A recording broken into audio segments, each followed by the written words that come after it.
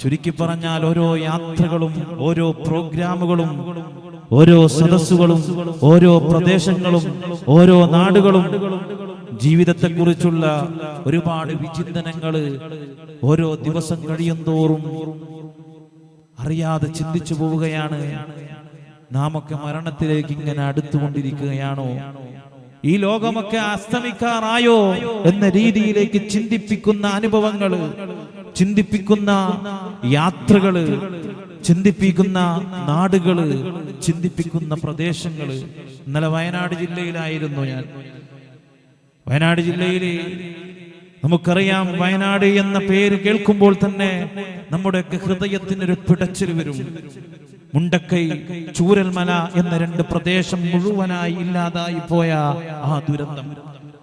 ആ പ്രദേശത്തേക്ക് ഇങ്ങനെ യാത്രകൾ ഇങ്ങനെ പോയിക്കൊണ്ടിരിക്കുമ്പോ എന്റെ പ്രിയപ്പെട്ട സഹയാത്രികൻ, വാഹനത്തിൽ കൂടെയുണ്ടാകുന്ന മിക്കതാത് ഇവിടെയുണ്ട്, അവൻ പറഞ്ഞു, ജൂലൈ 30 എന്നൊരു കടയല്ലേ കാണുന്നത്, അതിന് വലിയൊരു ഹിസ്റ്ററി ഉണ്ടല്ലോ. അങ്ങനെ നമ്മൾ അവിടെ പോയി ആ പ്രദേശങ്ങളൊക്കെ കണ്ട് തിരിച്ചു വരുന്ന വഴിയില് ഏതായാലും ജൂലൈ 30 എന്ന കടയിൽ വെച്ച് ഒരു ചായയെങ്കിലും കുടിക്കണമെന്ന് ചിന്തിച്ച് പുറത്തേക്ക് ഇറങ്ങി. ചായയും അല്പം സ്നാക്സ് ഒക്കെ കഴിച്ചു. പെട്ടെന്ന് യൂട്യൂബിൽ ഇങ്ങനെ സെർച്ച് ചെയ്തു ജൂലൈ 30 റെസ്റ്റോറന്റ്. അപ്പോഴതാ തന്റെ കുടുംബത്തിലെ 11 പേരും നഷ്ടപ്പെട്ട നൗഫൽ എന്ന ചെറുപ്പക്കാരൻ തുടക്കം കുറിച്ച ആ കടയുടെ മുഴുവൻ ഹിസ്റ്ററിയും യൂട്യൂബിലേക്ക് ഇങ്ങനെ പടപടാ വരികയാണ്.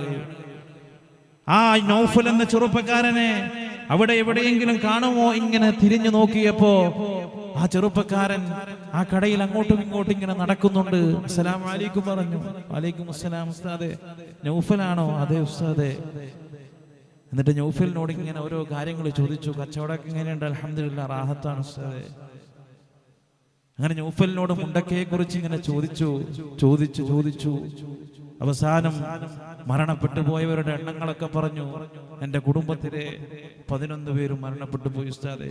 ഇപ്പോൾ ഈ കടയുടെ താഴെയാണ് ഞാൻ താമസിക്കുന്നത്. ആരുമില്ല, കുടുംബത്തിൽ ആരുമില്ല. ഞാൻ ഈ കടയുടെ താഴെ രാത്രി കടയടച്ച് പോയി താമസിക്കും, അവിടെ ഉറങ്ങും. അങ്ങനെ ഇങ്ങനെ സംസാരിച്ചുകൊണ്ടിരിക്കുമ്പോ നൗഫൽ ഭായി എത്ര മക്കളുണ്ടായിരുന്നു? 3 എന്ന് പറയുന്നത് ഞാൻ കേട്ടിരുന്നു. പിന്നെ ആ ചെറുപ്പക്കാരൻ എന്റെ മുമ്പിൽ നിന്നിട്ടില്ല. അദ്ദേഹം പോയി, കുറച്ചങ്ങോട്ട് ദൂരെ പോയി. കണ്ണിൽ നിന്നും കണ്ണുനീരൊലിപ്പിച്ച് വല്ലാത്തൊരു ഷോക്കോടുകൂടി കരയുന്നതാണ് കണ്ടത്. അതാണ് ഞാൻ പറഞ്ഞത്, ഓരോ യാത്രകളും ഓരോ പ്രദേശങ്ങളും ഓരോ സ്ഥലങ്ങളും നമുക്ക് റബ്ബിലേക്ക് തിരിച്ചു മടങ്ങാറായി എന്ന വലിയ വലിയ പാഠങ്ങളാണ് നമ്മൾ പഠിപ്പിച്ചുകൊണ്ടിരിക്കുന്നത്. ഈ സമയത്ത് പരിശുദ്ധമാക്കപ്പെട്ട ശഅബാൻ മാസത്തിലേക്ക് നമുക്ക് പ്രവേശിച്ച്, ശഅബാൻ ഇതാ നമ്മിൽ നിന്നും 2-3 ആഴ്ച കഴിയുമ്പോഴേക്കും വിട പറഞ്ഞ് റമദാനിലേക്ക് പ്രവേശിക്കും. ആ റമദാനിനെ മുൻനിർത്തിയിട്ട് പരിശുദ്ധമാക്കപ്പെട്ട ഖുർആൻ ആവട്ടെ എന്നത്തെ വിഷയം എന്നാണ് ബഹുമാനപ്പെട്ട ഫാറൂഖ് ദാരിമി ഉസ്താദുമായി ഡിസ്കസ് ചെയ്തപ്പോൾ പറഞ്ഞത്. ഏതായാലും അല്ലാഹു സുബ്ഹാനഹു വ തആല ഈ ഭൂമിയിൽ ജീവിക്കുന്ന കാലത്തോളം പരിപൂർണമായ ഇസ്ലാമിക വിശ്വാസത്തോടെ ഹിദായത്തിന്റെ വഴിയിൽ ഒരാളുടെ മുമ്പിലും തലകുനിക്കാതെ ഇസ്സത്തോടെ അന്തസ്സോടെ അഭിമാനത്തോടെ ജീവിക്കാൻ നമുക്കൊക്കെ തൗഫീഖ് ചെയ്യട്ടെ. എല്ലാ അപകടങ്ങളിൽ നിന്നും അപകട മരണങ്ങളിൽ നിന്നും അല്ലാഹു സുബ്ഹാനഹു വ തആല നമ്മയൊക്കെ കാത്തുരക്ഷിക്കട്ടെ. നമ്മിൽ നിന്നും വിട പറഞ്ഞവർക്കൊക്കെ അല്ലാഹു മഗ്ഫിറത്തും റഹ്മത്തും നൽകട്ടെ. അല്ലാഹു സുബ്ഹാനഹു വ തആല ഈ പള്ളിക്ക് വേണ്ടി ആരൊക്കെ മനസ്സാ വാചാ കർമ്മണ മാനസികമായി ശാരീരികമായി സാമ്പത്തികമായി സഹായിച്ചിട്ടുണ്ടോ അവർക്കൊക്കെ അർഹമായ പ്രതിഫലം നൽകട്ടെ. ആമീൻ ബിറഹ്മതിക യാ അർഹമർ റഹീമീൻ. ആമുഖമായി ആത്മീയമായിട്ട് എന്തെങ്കിലും നമുക്ക് ഈ സദസ്സ് കൊണ്ട് നേടിയെടുക്കണം എന്ന ചിന്ത കൊണ്ട് ചില അനുഭവങ്ങളൊക്കെ ഞാൻ ഈ വഅദിന്റെ പ്രഭാഷണത്തിന്റെ ഇന്നത്തെ സദസ്സ് തുടങ്ങുന്നു എന്നേ ഉള്ളൂ. ഏതായാലും നമ്മുടെ വിഷയത്തിലേക്ക് വരാം. നമുക്കറിയാം, നാം ഒക്കെ മുസ്ലിമീങ്ങളാണ്. നമ്മുടെയൊക്കെ ഗ്രന്ഥമാണ് പരിശുദ്ധമാക്കപ്പെട്ട ഖുർആൻ എന്നുള്ളത്. എന്നാൽ ആ ഖുർആനിനെ കുറിച്ച് എത്രമാത്രം നാമൊക്കെ ബോധവാന്മാരാണ് എന്ന് സ്വയം ഹൃദയത്തോട് നാം ചോദിക്കുകയാണെങ്കിൽ, പരിശുദ്ധമാക്കപ്പെട്ട ഖുർആനിനെ കുറിച്ച് പറ്റാവുന്ന രീതിയിൽ നമ്മൾ ഇങ്ങനെ റിസർച്ചിങ് ചെയ്ത് പഠനം നടത്തി മുന്നോട്ട് പോകുമ്പോൾ നമുക്ക് മനസ്സിലാക്കാൻ കഴിയും, പരിശുദ്ധ ഖുർആനിനെ കുറിച്ച് നാം ഒന്നും ഇതുവരെ മനസ്സിലാക്കിയിട്ടില്ല എന്നുള്ള സത്യം. സാധാരണ രീതിയിൽ പരിശുദ്ധമാക്കപ്പെട്ട ഖുർആനിൽ നാം എപ്പോഴും പാരായണം ചെയ്യുന്ന സൂറത്താണ് സൂറത്തുൽ ഫാത്തിഹ, അല്ലേ? എല്ലാ ദിവസവും പാരായണം ചെയ്യാറുണ്ട്. ആ സൂറത്തുൽ ഫാത്തിഹ സാധാരണ നമുക്ക് പാരായണം ചെയ്യാൻ പറ്റുന്ന അറിയുന്ന രീതി ഏതാണ്? അൽഹംദുലില്ലാഹി റബ്ബിൽ ആലമീൻ അർറഹ്മാനിർ റഹീം മാലികി യൗമിദ്ദീൻ ഇയ്യാക നഅ്ബുദു വ ഇയ്യാക നസ്തഈൻ اهدنا الصراط المستقيم صراط الذين أنعمت عليهم غير المغضوب عليهم ولا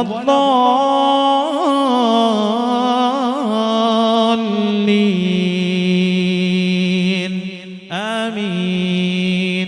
ഈ രീതിയിലാണ് പരിശുദ്ധമാക്കപ്പെട്ട ഖുർആനിലെ പരിശുദ്ധമായ സൂറത്തുൽ ഫാത്തിഹ നാമൊക്കെ പാരായണം ചെയ്യുന്നതും നമുക്കറിയുന്നതും. എന്നാൽ പരിശുദ്ധ ഖുർആനിനെ കുറിച്ച് നാം കൂടുതൽ പഠിക്കുകയാണെങ്കിൽ, മനസ്സിലാക്കുകയാണെങ്കിൽ, നമുക്ക് പരിശുദ്ധമാക്കപ്പെട്ട ഖുർആനിനെ കുറിച്ച് കൂടുതലൊന്നും അറിയുന്നില്ല, മനസ്സിലാവുന്നില്ല എന്നാണ് നമുക്ക് തിരിച്ചറിയാൻ കഴിയുക. കാരണം പരിശുദ്ധ ഖുർആനിലെ ഓരോ ആയത്തുകളും വ്യത്യസ്തമായ രീതിയിൽ കൂടി, വ്യത്യസ്തമായ ശൈലിയിൽ കൂടി മഹത്തുക്കളായ പണ്ഡിതന്മാർ നമുക്ക് പഠിപ്പിച്ചു തന്നിട്ടുണ്ട്.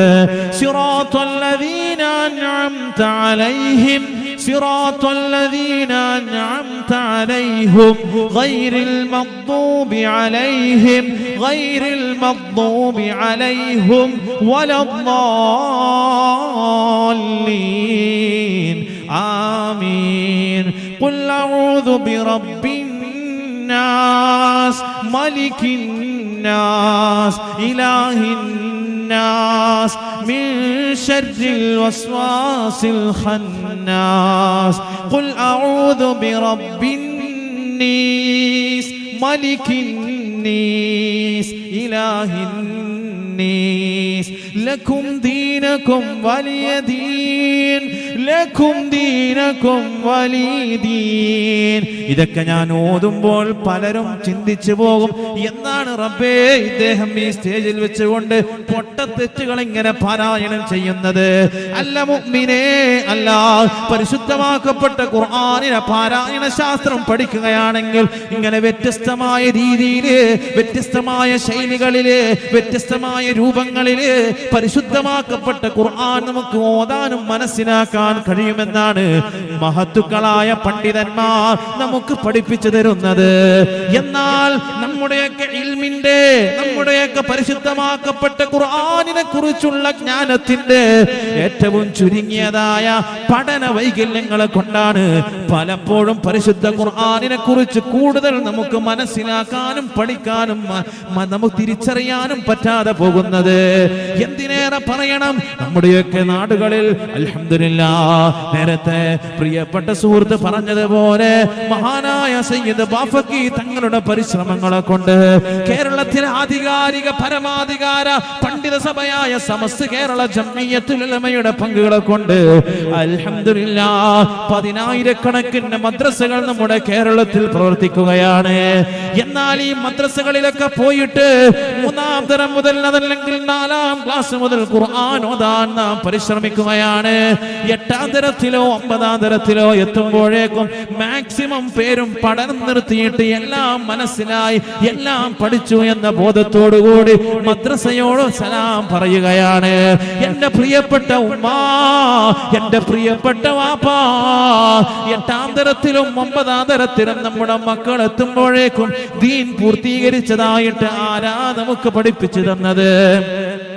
ഹബീബായ റസൂലുള്ളാഹി സ്വല്ലല്ലാഹു അലൈഹി വസല്ലമ തങ്ങള് ഈ പരിശുദ്ധമായ ദീനിനെ വർഷങ്ങളോളം ത്യാഗം ചെയ്തിട്ടാണ് ഈ ഉമ്മത്തിന്റെ കരങ്ങളിലേക്ക് ഈ രീതിയിൽ ഏൽപ്പിച്ചത്.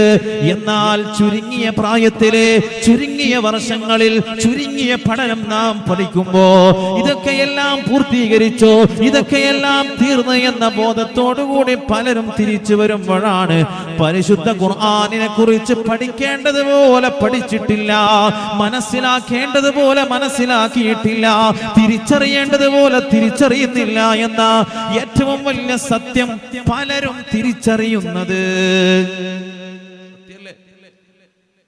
ഈ പൊടിപ്പുളം എന്ന് പറയുന്ന പ്രദേശം നേരത്തെ ബഹുമാനപ്പെട്ട ഉദ്ഘാടകൻ ഉസ്താദ് പറഞ്ഞു, ആദ്യകാലത്ത് 5ാം തരം കഴിഞ്ഞാൽ പിന്നെ നേരെ സെൻട്രൽ മദ്രസയിലേക്കാണ് കുട്ടികൾ പോയത്. ഇപ്പൊ അൽഹംദുലില്ലാഹ് +2 വരെ കുട്ടികൾ ഈ മദ്രസയിൽ പഠിക്കുന്നു. നല്ല കാര്യമാണ്. 1ാം തരത്തിൽ ഈ പൊടിപ്പുളം മദ്രസയിൽ എത്ര മക്കളുണ്ട്? 1ാം ക്ലാസ്സിൽ 29 കുട്ടികളുണ്ട് അല്ലേ? +2 എത്ര മക്കളുണ്ട്? +1 3, +2 ആരുമില്ല. ക്ലാസ് ഉണ്ട്, പക്ഷെ എന്തില്ല. ഞാൻ ചോദിക്കട്ടെ, നമ്മുടെ അടുത്ത പ്രദേശത്ത് ഒരുപാട് സ്കൂളുകളുണ്ടല്ലോ. എല്ലാ വർഷവും സമരമാണ്. +1ലേക്ക് കുട്ടികളുണ്ട് ഇഷ്ടം പോലെ പോകാൻ, പക്ഷെ എന്ത് കിട്ടുന്നില്ല? സീറ്റ് ലഭിക്കുന്നില്ല. ഈ 1ാം തരത്തിൽ 20ഉം 30ഉം കുട്ടികൾ വന്നു. എന്തേ +1ഉം +2 എത്തുമ്പോഴേക്കും ഈ പ്രദേശത്തെ കുട്ടികൾ മരിച്ചു പോയിട്ടാണോ കുറഞ്ഞു പോയത്? അല്ല, നമ്മുടെയൊക്കെ ദീനീ ബോധം കുറഞ്ഞു പോകുന്നു എന്നുള്ളതിനുള്ള ഏറ്റവും വലിയ തെളിവാണിത്. 7ാം തരവും 8ാം ക്ലാസ്സിലും കുട്ടികൾ എത്തുമ്പോ ഉമ്മയോടും വാപ്പയോടും വന്ന് പറയുകയാണ്, വാപ്പാ ഉമ്മ, എന്റെ സുഹൃത്ത് അടുത്ത വർഷം മുതൽ മദ്രസയിലിന് പോകുന്നില്ല, അതുകൊണ്ട് ഞാനും പോകില്ല വാപ്പാ, ഞാനും പോകില്ല ഉമ്മ, ഞാൻ വലിയ കുട്ടിയായില്ലേ, പിന്നെ എനിക്കെന്തിനാണ് മദ്രസ എന്ന് ചോദിച്ച് മദ്രസയെ 2ാം നമ്പറായി കാണുമ്പോ എന്റെ പ്രിയപ്പെട്ട മുഅ്മിനേ, മുഅ്മിനാത്തേ, ദീനീ ബോധമാണ് നമ്മിൽ നിന്നും ചോർന്നുകൊണ്ടിരിക്കുന്നത്. ഇത് ഇത്രയും ദീനീബോധമുള്ള വടക്കൻ കേരളത്തിന്റെ മലബാറിലെ ഇങ്ങേയറ്റമായ ദീനിനോട് അത്രയും കമ്മിറ്റ്മെന്റ് ഉള്ള കാസർഗോഡ് ജില്ലക്കാരുടെ അവസ്ഥയാണെങ്കിൽ തെക്കൻ കേരളത്തിലേക്ക് നമ്മൾ പോയ 5ാം ക്ലാസ്സിന് ശേഷം അതല്ലെങ്കിൽ 6ന് ശേഷം മദ്രസ ഉണ്ടാവരേണ്ട കുറവാണ്. വലിയ സത്യാണിത്. 5ഉം 6ഉം കഴിഞ്ഞാൽ പിന്നെ എല്ലാം പൂർത്തിയായി. തെക്കൻ കേരളത്തിൽ അങ്ങനെയാണ്. നമ്മുടെയൊക്കെ ജമാഅത്ത് കമ്മിറ്റിയിൽ 80 അംഗ ഭാരവാഹികളാണ്. കമ്മിറ്റിയിൽ 80 ഭാരവാഹികളുണ്ട്. 10,000 വീടുകളുണ്ട് മഹല്ലിൽ. ഈ 80 ഭാരവാഹികളിൽ 95% റിട്ടയർഡ് ഉദ്യോഗസ്ഥന്മാരാണ്. റിട്ടയർഡ് പോലീസുണ്ട്, കോർട്ട് റിട്ടയർഡ് ആയ ആൾക്കാരുണ്ട്, വലിയ വലിയ പോസ്റ്റിൽ നിന്നും റിട്ടയർഡ് ആയ പല ഉദ്യോഗസ്ഥന്മാർ എവിടെയുണ്ട്? നമ്മുടെ കമ്മിറ്റിയിലുണ്ട്. മനസ്സിലായോ? അവരുടെയൊക്കെ മക്കൾ, ആൺമക്കളാകട്ടെ പെൺമക്കളാകട്ടെ, എല്ലാം ഗവൺമെന്റ് തലത്തിൽ ഉന്നതമായ പോസ്റ്റുകൾ വഹിക്കുന്നവരാ. പക്ഷേ ആ തെക്കൻ കേരളത്തിലേക്ക് നാം നീങ്ങിക്കൊണ്ടിരിക്കുമ്പോൾ നമുക്ക് മനസ്സിലാക്കാൻ സാധിക്കും, ദീനിയായിട്ടുള്ള മദ്രസ പഠനം വളരെ കുറവായിക്കൊണ്ടിരിക്കുന്നു. അതുകൊണ്ട് ദീനിയായ കാര്യങ്ങളിൽ ഈ മലബാർ ഇത്രയും ഉയർന്ന് പന്തലിക്കാൻ കാരണം എന്താ? ഈ മദ്രസ പ്രസ്ഥാനവും ഈ സംവിധാനങ്ങളൊക്കെയാണ്. നാം തിരിച്ചറിയണം, നാം മനസ്സിലാക്കണം. ഇനിയുള്ള കാലഘട്ടം പ്രിയപ്പെട്ട മുഅ്മിനീങ്ങളെ, മുഅ്മിനാത്തുകളെ, ദീനീ ബോധമില്ലേ, ദീനിയായിട്ടുള്ള ചുറ്റുപാടില്ലേ, ഒരിക്കലും തന്നെ നമ്മുടെ മക്കൾ നമ്മുടേതാകുമെന്ന് ആരും സ്വപ്നം കാണേണ്ടതില്ല. ഇന്ന് പ്രിയപ്പെട്ട ഫാറൂഖ് ദാരിമി ഉസ്താദിന്റെ സ്റ്റാറ്റസ് കണ്ടു. PMS പൂക്കോയ തങ്ങളുടെ പേരിൽ മഹാനായ പാണക്കാട് സയ്യിദ് ഹൈദർ അലി ശിഹാബ് തങ്ങളുടെ അവസാനത്തെ സ്വപ്നം സാക്ഷാത്കരിച്ചതിന്റെ ബിരിയാണി ചലഞ്ചിൽ പങ്കെടുത്ത് ആ ബിരിയാണി എന്ന് സ്റ്റാറ്റസ് വെച്ചിരുന്നു ഫാറൂഖ് ദാരിമി ഉസ്താദ്.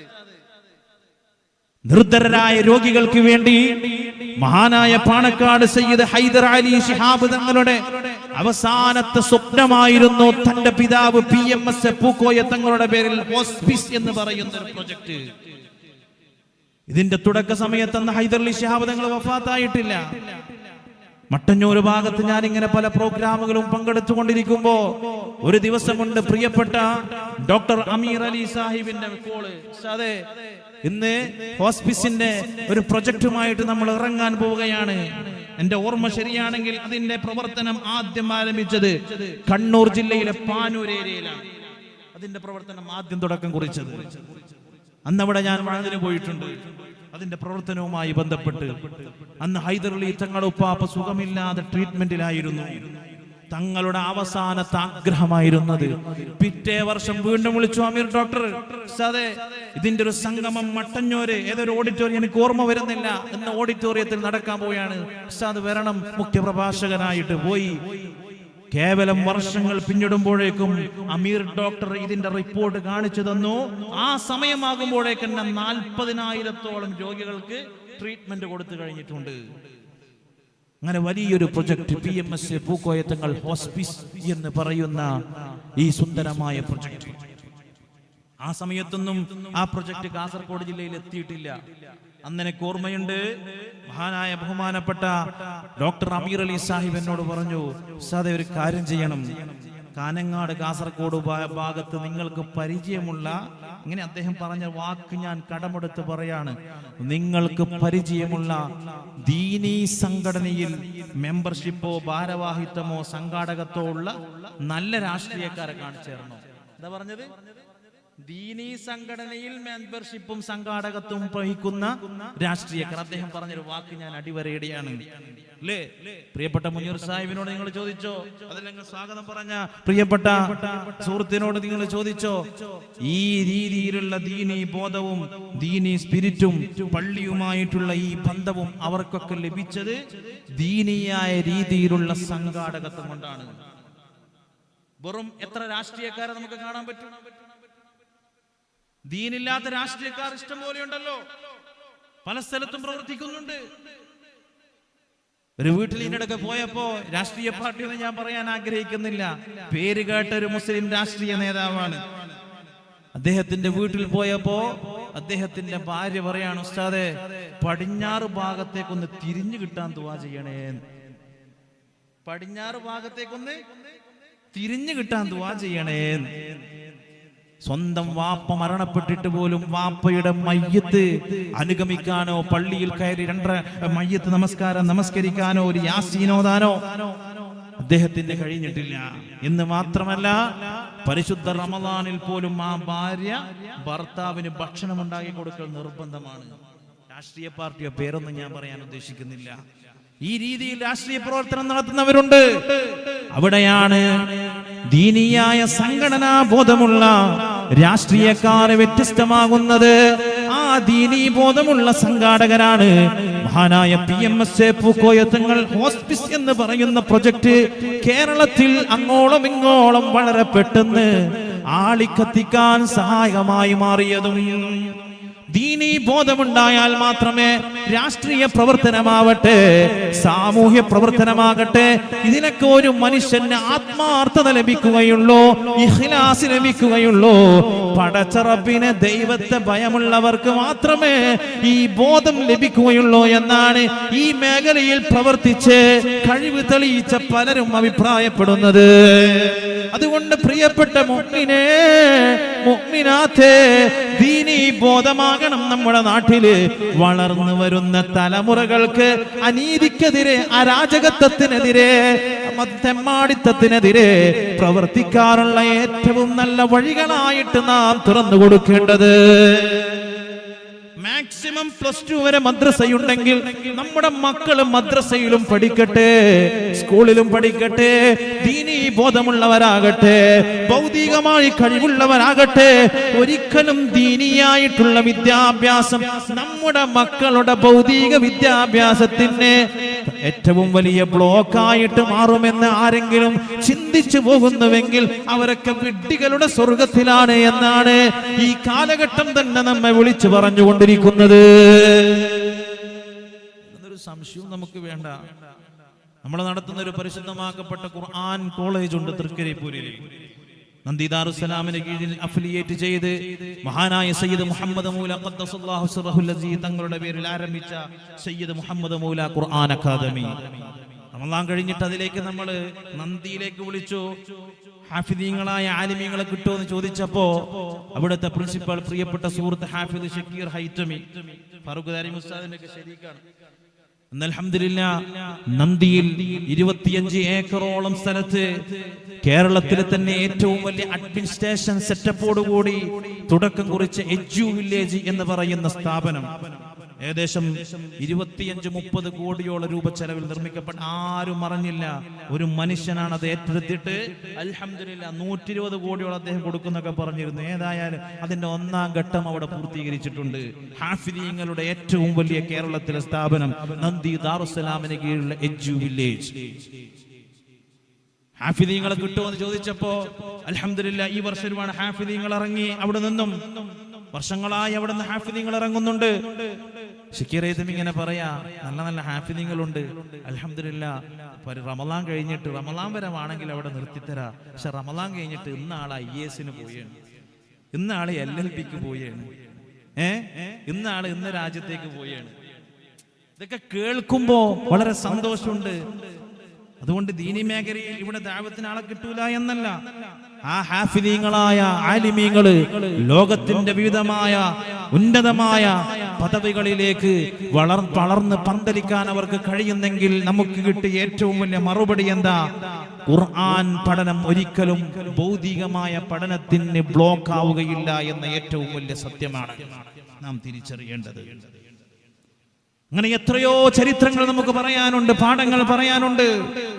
പരിശുദ്ധമാക്കപ്പെട്ട ദീൻ പഠിച്ചുകൊണ്ട് ഉന്നതമായ പദവിയിൽ സേവനം ചെയ്യുന്ന എത്രയോ വലിയ വലിയ ഉദ്യോഗസ്ഥന്മാരെ നമുക്ക് കാണാൻ സാധിക്കും. ഉന്നതമായ സ്ഥാനങ്ങൾ കയ്യേറിയവരെ നമുക്ക് കാണിക്കാൻ സാധിക്കും. മുഅ്മിനേ മുഅ്മിനാത്തേ, അതുകൊണ്ട് നമ്മുടെ മദ്രസയുടെ ഒരു ക്ലാസും കുട്ടികളില്ലാത്തതിന്റെ പേരിൽ അടച്ചിടുന്ന അവസ്ഥ വന്നു പോവല്ലേ. ഓരോ മാതാപിതാക്കളും നാളെ പടച്ച റബ്ബിനോട് ചോദ്യങ്ങൾക്ക് മറുപടി നൽകേണ്ടി വരും. അല്ലാഹുവേ നീ കാത്തുരക്ഷിക്കണേ അല്ലാ. കാരണം പരിശുദ്ധമാക്കപ്പെട്ട ഖുർആൻ ഒരു മനുഷ്യൻ എങ്ങനെ ജീവിക്കണമെന്നും ഏതൊക്കെ മേഖലകൾ അവൻ വ്യാപൃതരാവണമെന്നും ഏതൊക്കെ രീതിയിൽ അവന് ജീവിക്കാൻ പറ്റുമോ, ശാസ്ത്രീയമായി അവന് വളരണമെങ്കിൽ വളരാം, ഭൗതികമായിട്ട് ഉന്നതമായ ഏതൊക്കെ പദവികൾ അവന് കയ്യേറാൻ പറ്റുമോ ആ പദവികളൊക്കെ ഈ പരിശുദ്ധമാക്കപ്പെട്ട ഖുർആൻ കൊണ്ട് തന്നെ കയ്യേറാൻ പറ്റുമെന്ന ഏറ്റവും വലിയ പാഠമാണ് പരിശുദ്ധ ഖുർആനിൽ അല്ലാഹു തആല പലപ്പോഴും നമ്മെ ഉണർത്തിക്കൊണ്ടിരുന്നത്. ബിസ്മില്ലാഹിർ റഹ്മാനിർ റഹീം. ഇഖ്റ ബിസ്മി റബ്ബിക്കല്ലദീ ഖലഖ് ഖലഖൽ ഇൻസാന മിൻ അലഖ് ഇഖ്റ വറബ്ബുകൽ അക്രമുല്ലദീ അല്ലമ ബിൽ ഖലം.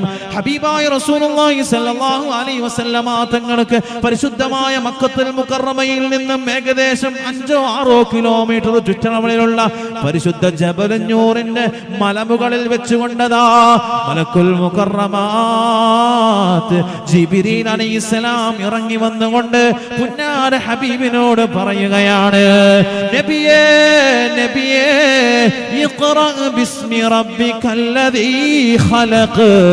അങ്ങ് വായിക്കു നബിയേ, അങ്ങ് ഓതു നബിയേ, അങ്ങ് പാരായണം ചെയ്യൂ നബിയേ. ബിസ്മി റബ്ബിക്കല്ലദീ ഖലഖ്, അങ്ങയെ പഠിപ്പിച്ചതായ രാജാതിരാജനായ റബ്ബുൽ ഇസ്സത്തിന്റെ നാമത്തിൽ അങ്ങ് പാരായണം ചെയ്യൂ യാ റസൂലല്ലാഹ്, അങ്ങ് ഓതു യാ നബിയല്ലാഹ്.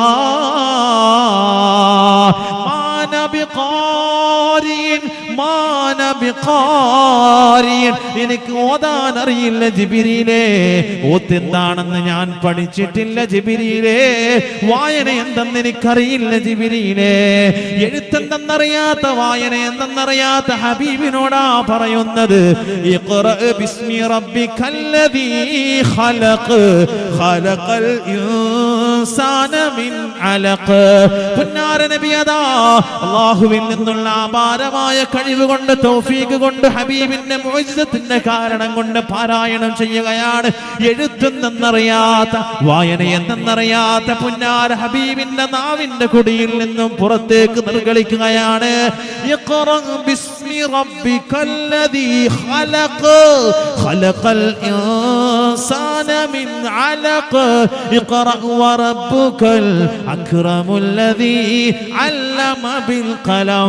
ഏത് കാലഘട്ടത്തിലാ പരിശുദ്ധമാക്കപ്പെട്ട ഖുർആനിന്റെ ഈ അധ്യായം ഇറങ്ങുന്നത് എന്നറിയുമോ? ജാഹിലിയ കാലഘട്ടം എന്ന് പറയുന്ന ആ ഡാർക്ക് കാലഘട്ടത്തിൽ, ഇരുണ്ട കാലഘട്ടത്തിൽ ഏതൊരു മനുഷ്യനും ജീവിച്ചത് 3 കാര്യങ്ങൾക്ക് വേണ്ടിയായിരുന്നു. അഥവാ W for woman, W for wine, W for war. കള്ളിന് വേണ്ടി, പെണ്ണിന് വേണ്ടി, യുദ്ധത്തിന് വേണ്ടി മാത്രം ജീവിച്ചതായ, അരാജകത്വം നിലനിന്നിരുന്ന, അനീതി നിലനിന്നിരുന്ന, തമ്മാടിത്തരങ്ങൾ നിലനിന്നിരുന്ന കാലഘട്ടത്തിലേക്കാണ് വെളിച്ചത്തിന്റെ വെള്ളരിപ്രാവ് എന്ന രീതിയിൽ പരിശുദ്ധമാക്കപ്പെട്ട ഖുർആൻ പറന്നിറങ്ങുന്നത്. ഈ ഒരൊറ്റ ആയത്തിന്റെ അർത്ഥം എന്താണ്, ആശയം എന്താണ് എന്ന് ചിന്തിച്ചാൽ നമുക്ക് മനസ്സിലാകും. പരിശുദ്ധമാക്കപ്പെട്ട ഖുർആൻ ഏത് രീതിയിലാണ് ഒരു മനുഷ്യനെ യഥാർത്ഥ മനുഷ്യനാക്കുന്നത്, ഏത് രീതിയിലാണ് അനീതിയിൽ നിന്നും നീതിയിലേക്ക് മനുഷ്യവർഗത്തെ കൈപിടിച്ചു കൊണ്ടുവന്നത്, ഏത് രീതിയിൽ നിന്നാണ് അസത്യത്തിൽ നിന്നും സത്യത്തിലേക്ക് മനുഷ്യരെ കൊണ്ടുവന്നത് എന്ന്. W for woman, W for war, W for wine. കള്ളിന്റെയും പെണ്ണിന്റെയും യുദ്ധത്തിന്റെയും രക്തം പുരണ്ട കാലഘട്ടത്തിലേക്കാണ് റീഡിംഗിന്റെ പ്രസക്തി പരിശുദ്ധ ഖുർആൻ ഓതുന്നത്. ഇഖ്റ ബിസ്മി റബ്ബിക്കല്ലദീ ഖലഖ്. നബിയേ, നബിയേ, അങ്ങ് വായിക്കൂ നബിയേ, അങ്ങ് ഓതു നബിയേ. അല്ലാഹുവിന്റെ ഹബീബിനോട് ഒന്നാമതായി പരിശുദ്ധ ഖുർആൻ ബോധവൽക്കരണം ചെയ്തത് റീഡിംഗിന്റെ പ്രസക്തിയെ കുറിച്ചായിരുന്നു. എഴുത്തും വായനയും ഒന്നും അറിയാത്ത ഹബീബിലേക്ക്, ഇരുണ്ട കാലഘട്ടം എന്ന് വിശേഷിപ്പിക്കുന്ന ആ കാലഘട്ടത്തിലേക്ക്, യുദ്ധത്തിനും പെണ്ണിനും കള്ളിനും വേണ്ടി, മദ്യത്തിനും ലഹരിക്കും വേണ്ടി മാത്രം ജീവിച്ച കാലഘട്ടത്തിലേക്ക് പ്രകാശത്തിന്റെ പ്രഭ പറന്നിറങ്ങുകയാണ് പരിശുദ്ധ ഖുർആൻ. റീഡിംഗിന്റെ, വായനയുടെ പ്രസക്തി ഓതിക്കൊണ്ട് ഇഖ്റ ബിസ്മി റബ്ബിക്കല്ലദീ ഖലഖ്. ഇന്ന് ഈ ലോകത്ത് കണ്ടുപിടിക്കുന്ന ഏത് കണ്ടുപിടുത്തത്തിന്റെ പിന്നാമ്പുറങ്ങൾ തേടി നാം പുറപ്പെട്ടാലും നമുക്ക് പറയാൻ കഴിയും, അതിൽ ഒന്നാം സ്ഥാനം എന്തിനാണ്? റീഡിംഗിനാണ്, വായനക്കാണ്. ഒരു സംശയവുമില്ല. ആ റീഡിംഗിന്റെ പ്രസക്തി ഓതിക്കൊടുത്തുകൊണ്ട് പരിശുദ്ധമാക്കപ്പെട്ട ഖുർആൻ തുടരുകയാണ്. ഖലഖൽ ഇൻസാന മിൻ അലഖ്. ഖലഖൽ ഇൻസാന മിൻ അലഖ്. അലഖിൽ നിന്നും ഒരു മനുഷ്യനെ സൃഷ്ടിച്ചതായ അങ്ങയുടെ റബ്ബിന്റെ നാമത്തിൽ അങ്ങ് പാരായണം ചെയ്യൂ നബിയേ, അങ്ങ് ഓതു നബിയേ എന്ന് പരിശുദ്ധ ഖുർആനിൽ ഖാല അല്ലാഹു അസ്സ വജൽ. ഇത് ഞാൻ ഓതി ഇതിന്റെ അർത്ഥം പറഞ്ഞപ്പോൾ തന്നെ നമ്മ ഓരോരുത്തരും ചിന്തിച്ചു, ഈ അലക്ക് എന്ന് പറഞ്ഞ സാധനം എന്താ? ചിന്തിച്ചില്ലേ? അലക്കിൽ നിന്നും സൃഷ്ടിച്ച അങ്ങയുടെ റബ്ബിന്റെ നാമത്തിൽ അങ്ങ് വായിക്കൂ നബിയേ. ഞാനിത് പറയുമ്പോൾ തന്നെ നിങ്ങൾ ചിന്തിച്ചില്ലേ, എന്താണ് ഈ അലക്ക് എന്ന് പറഞ്ഞ സാധനം? ചിന്തിച്ച് എന്നത് കണ്ടെത്തണ്ടേ നമുക്ക്? ആ കണ്ടെത്തലിന്റെ പേരാണ് റിസർച്ചിങ്. അതിന്റെ പേര് റിസർച്ചിങ്. ഈ ലോകത്ത് കണ്ടുപിടിക്കുന്ന ഏതൊരു കണ്ടുപിടുത്തത്തിന്റെയും പിന്നാമ്പുറങ്ങൾ നാം പരിശോധിച്ചാൽ ഒന്നാം സ്ഥാനം റീഡിങ്ങിനാണെങ്കിൽ രണ്ടാം സ്ഥാനം ഏതിനാണ്? റിസർച്ചിങ്ങിനാണ്. അതാണ് ഖുർആൻ വളരെ തർത്തീബോടുകൂടി വഴിക്ക് വഴിയായിട്ട് നമുക്ക് പഠിപ്പിച്ചു തരുന്നത്. റിസർച്ചിങ്. മനുഷ്യനായാൽ അവൻ എപ്പോഴും റിസർച്ചിങ് ചെയ്തുകൊണ്ടേയിരിക്കണം. ഒരിക്കലും അവന്റെ പഠനം എന്താവുകയില്ല, പൂർത്തിയാവുകയില്ല. കണ്ടുപിടിച്ചുകൊണ്ടേയിരിക്കണം, കണ്ടെത്തിക്കൊണ്ടേയിരിക്കണം. അങ്ങനെ ഖുർആൻ അലക്ക് എന്താണ് എന്ന് കണ്ടുപിടിച്ച് അതിന്റെ റിസർച്ചിങ് നടത്തിയിട്ട് അതിന്റെ റിപ്പോർട്ട് നമുക്ക് നൽകുകയാണ്. ഒരു ആണും പെണ്ണും പരസ്പരം ശാരീരിക ബന്ധത്തിൽ ഏർപ്പെടുമ്പോ, ഭാര്യയും ഭർത്താവും ശാരീരിക ബന്ധത്തിൽ ഏർപ്പെടുമ്പോ പുരുഷന്റെ ലിംഗത്തിൽ നിന്നും പുറപ്പെടുന്ന സ്പേമും പെണ്ണിന്റെ യോനിയിലുള്ള അണ്ഡവും തമ്മിൽ കൂടിച്ചേരുമ്പോൾ അതിൽ നിന്നും അത്ഭുതകരമായിട്ടുള്ള പ്രതിഭാസം പുറപ്പെടുകയാണ്. ഇത് രണ്ടും തമ്മിൽ പരസ്പരം മിശ്രിച്ച് അതിൽ നിന്നും ഒട്ടിപ്പിടിക്കുന്ന മാംസകഷ്ണങ്ങളായി ആ മാംസകഷ്ണങ്ങൾ പിന്നീട് വളർന്ന് വളർന്ന് അൽഹംദുലില്ലാഹ് ഒരു കുഞ്ഞിന്റെ, ഒരു മനുഷ്യന്റെ രൂപത്തിലേക്ക് അല്ലാഹു കൊണ്ടുവന്ന് അതിന് അല്ലാഹു റൂഹ് വെച്ച് അവസാനം ആ കുഞ്ഞ് ഈ ലോകത്തേക്ക് പുറത്തേക്ക് ചാടി വരികയാണ്. ആ ഒട്ടിപ്പിടിക്കുന്ന ഒരു പ്രതിഭാസമുണ്ട്. അതിന്റെ പേരാണെന്ത്? അലഖ്. ചിന്തിക്കുന്നവർക്ക് എന്തുണ്ട്? ദൃഷ്ടാന്തമുണ്ടെന്ന് പരിശുദ്ധ ഖുർആൻ. അതാണ് ഖുർആൻ അത്ഭുതങ്ങളുടെ മഹാത്ഭുതമാണ് എന്ന് പറയുന്നത്.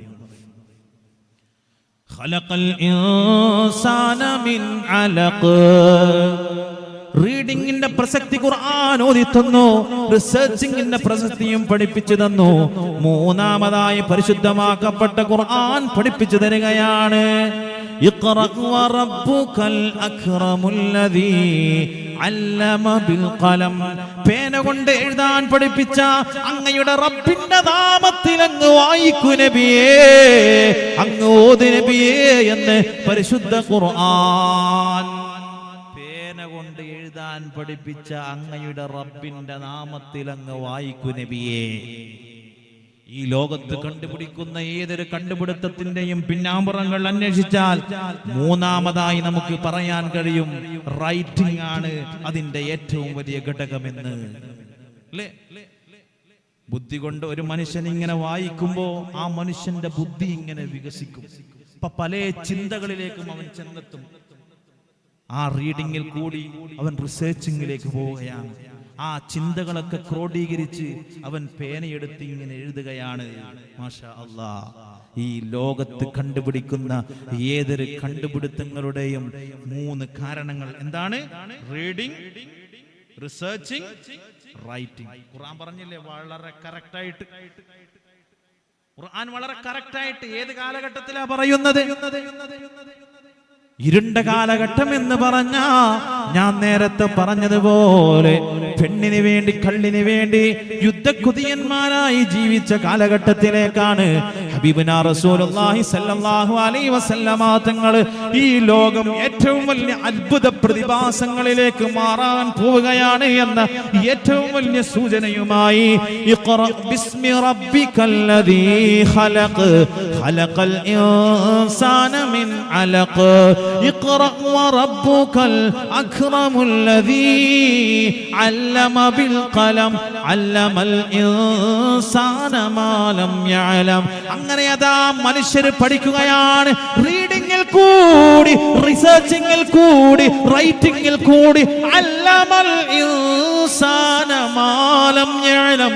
മനുഷ്യരറിയാത്ത പല കാര്യങ്ങളും പഠിക്കുകയാണ്, എഴുതുകയാണ്, വായിക്കുകയാണ്. ഖുർആൻ അത്ഭുതമാണ് മുഅ്മിനേ, അത്ഭുതങ്ങളുടെ മഹാത്ഭുതമാണ് മുഅ്മിനേ. അതുകൊണ്ട് പരിശുദ്ധമാക്കപ്പെട്ട ഖുർആൻ ഏതൊരു വിഷയങ്ങൾക്കും നമുക്ക് പരിഹാരമാണ് കാണിച്ചു തരുന്നത്. മാനസികമായ തളർച്ചയാണോ നമ്മെ വേട്ടയാടിക്കൊണ്ടിരിക്കുന്നത്? പരിഹാരം പരിശുദ്ധ ഖുർആനാണ്. സാമ്പത്തികമായിട്ടുള്ള ക്രൈസിസ് ആണോ, ബുദ്ധിമുട്ടുകളാണോ നമ്മെ അലട്ടിക്കൊണ്ടിരിക്കുന്നത്? പരിശുദ്ധ ഖുർആൻ എന്ന പരിഹാരം നമ്മുടെയൊക്കെ കരങ്ങളിലുണ്ട്. മക്കളില്ലാതെ ബുദ്ധിമുട്ടുന്നവരാണോ? പരിശുദ്ധ ഖുർആനാണ് പരിഹാരം. അങ്ങനെ നമ്മുടെ ജീവിതത്തില് നിത്യമായിട്ട് നാം അനുഭവിക്കുന്ന പല പ്രശ്നങ്ങൾക്കും പ്രയാസങ്ങളും ഏതൊക്കെയുണ്ടോ, എന്തൊക്കെയുണ്ടോ, എല്ലാം പരിശുദ്ധ ഖുർആനിലുണ്ട്. അങ്ങനെ അല്ലാഹു തആല എല്ലാറ്റിനും പരിഹാരമായിട്ട് നമ്മിലേക്ക് സമർപ്പിച്ച ഗ്രന്ഥമാണേത്? പരിശുദ്ധ ഖുർആൻ. ഒരു സംശയവും നമുക്കില്ല, ഒരു സംശയവും നമുക്ക് വേണ്ട. ഒരു ചെയർ ഇങ്ങോട്ടിട്ട് ഈ മൈക്കൊന്ന് താഴെ വെച്ചാൽ അവർ വരും. നിങ്ങളടിരിക്കും. എല്ലാവരും ഒന്ന് എഴുന്നേറ്റ് നിന്ന്. കുറെ സമയമായില്ലേ നിങ്ങൾ ഇരിക്കുന്നത്? എല്ലാവരും എഴുന്നേറ്റ് നിന്ന്. എല്ലാവരും ഉറക്ക ചെല്ലണേ. ഒന്ന് കയ്യും കാലൊക്കെ ഒന്ന് റിലാക്സ് ചെയ്തു. ഒന്ന് ഉറക്ക ചെല്ലണേ. മക്ക മണ്ണിലെ താരമേ പതി റൗള വാഴുന്ന സുനമേ ഇഷ്കറിയാതെ ചൊല്ലിടുന്നിവർ സ്നേഹഗീതവും കേൾക്കണേ. അസ്സലാത്തു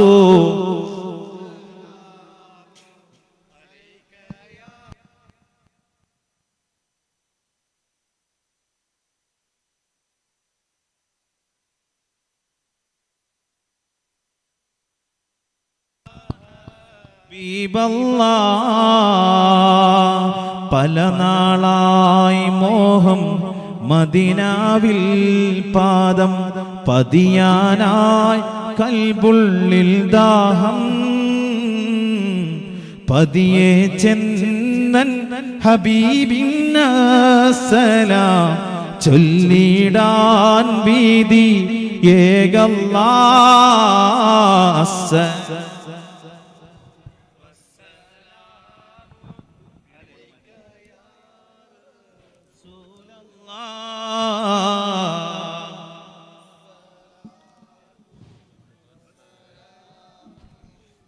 عليك يا حبيب الله മക്ക മണ്ണിലെ താരമേ പതി റൗള വാഴുന്ന സൂനമേ ഇഷ്കറിയാതെ ചൊല്ലിടുന്നിവർ സ്നേഹഗീതവും കേൾക്കണേ അസ്സലാത്തു വസ്സലാമു അലൈക യാ റസൂലല്ലാഹ് അസ്സലാത്തു വസ്സലാമു അലൈക യാ ഹബീബല്ലാഹ് മർദിൽ മുങ്ങി മരീന്ന് നീറുമ്പോൾ മറുമാരുന്നില്ലെന്നോതുമ്പോൾ ഉമിനീരാൽ ശിഫ നൽകിയുള്ള താഹാവിൻ കാവലേകല്ലാഹ് അസ്സലാത്തു വസ്സലാമു അലൈക യാ റസൂലല്ലാഹ്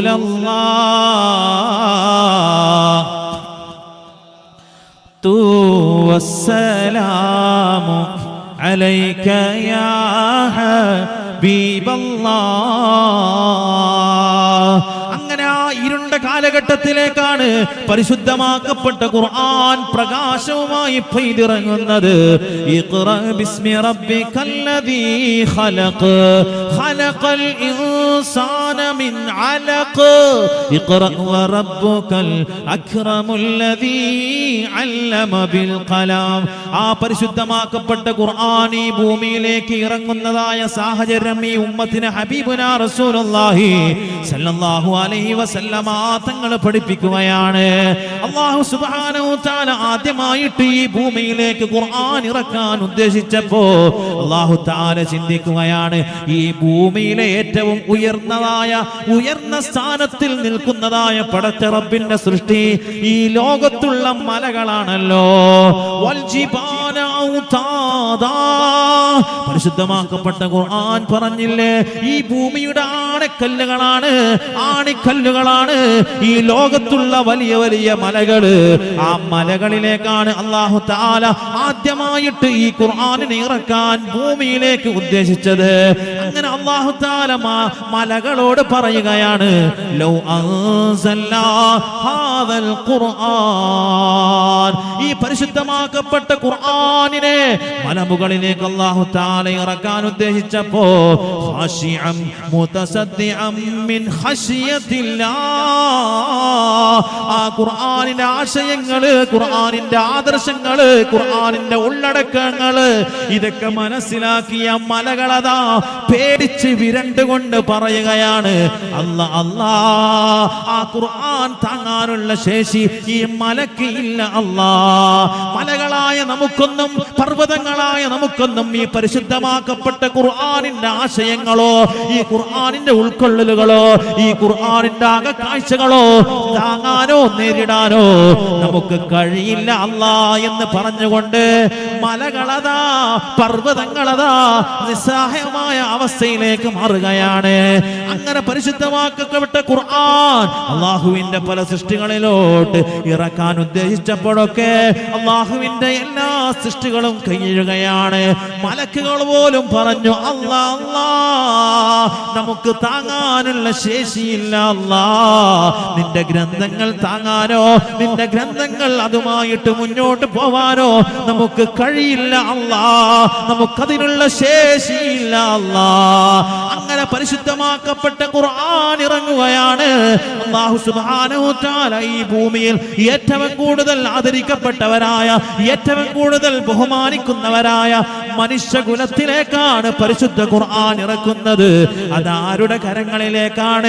യുഗയുഗാന്തരങ്ങളിൽ ജനമനതരങ്ങളിൽ പരിവർത്തനത്തിന്റെ പടപ്പാട്ട് പാടിയ പടയോട്ടത്തിന്റെ പ്രോട്ടോജലത്ര പ്രതിഭ അഷ്റഫുൽ ഖൽഖ് ത്വാഹാ റസൂലുള്ളാഹി സ്വല്ലല്ലാഹു അലൈഹി വസല്ലമ തങ്ങളുടെ തൃക്കരങ്ങളിലേക്കാണ് ഈ ഖുർആൻ ഇറങ്ങുന്നത്. അത് മനുഷ്യകുലത്തെ സംബന്ധിച്ചിടത്തോളം ഏറ്റവും വലിയ അഭിമാനമാണ്, ഏറ്റവും വലിയ ആദരവാണ് അല്ലാഹു സുബ്ഹാനഹു വ തആല നമുക്കൊക്കെ നൽകിയത്. ആ ഖുർആൻ ഇറങ്ങിയതോ ഈ വലിയ റീഡിങ്ങും റിസർച്ചിങ്ങും റൈറ്റിങ്ങും എന്ന ഏറ്റവും വലിയ പ്രകാശത്തിന്റെ പ്രസക്തിയെ പരത്തിക്കൊണ്ട് തന്നെയാണ്. മുഅ്മിനേ, അതുകൊണ്ട് നമുക്ക് പറയാൻ കഴിയും പരിശുദ്ധ ഖുർആൻ എന്നുള്ള ഗ്രന്ഥം ഈ ഭൂമിയിൽ ആകമാനം പ്രകാശം പരത്തുന്ന ഗ്രന്ഥമാണ്. ഖുർആനുമായിട്ട് ഒട്ടി ജീവിക്കുന്ന ഏതൊരു മനുഷ്യനുണ്ടോ, പരിശുദ്ധ ഖുർആനിനെ ആത്മാർത്ഥമായിട്ട് കൊണ്ട് നടക്കുന്ന ഏതൊരുത്തനുണ്ടോ ഏതൊരുത്തിയുണ്ടോ, ഒരിക്കലും തന്നെ അവരുടെ ഹൃദയാന്തരങ്ങളിൽ നിന്നും പ്രകാശമല്ലാതെ പരത്തുന്ന സാഹചര്യം വരില്ല. അവരുടെ ഹൃദയത്തിൽ വെറുപ്പിന്റെ ആശയം കാണില്ല, വെറുപ്പിന്റെ ആദർശം കാണില്ല. അവരുടെ ഹൃദയത്തിൽ ഒരിക്കലും തന്നെ ശത്രുത കാണില്ല.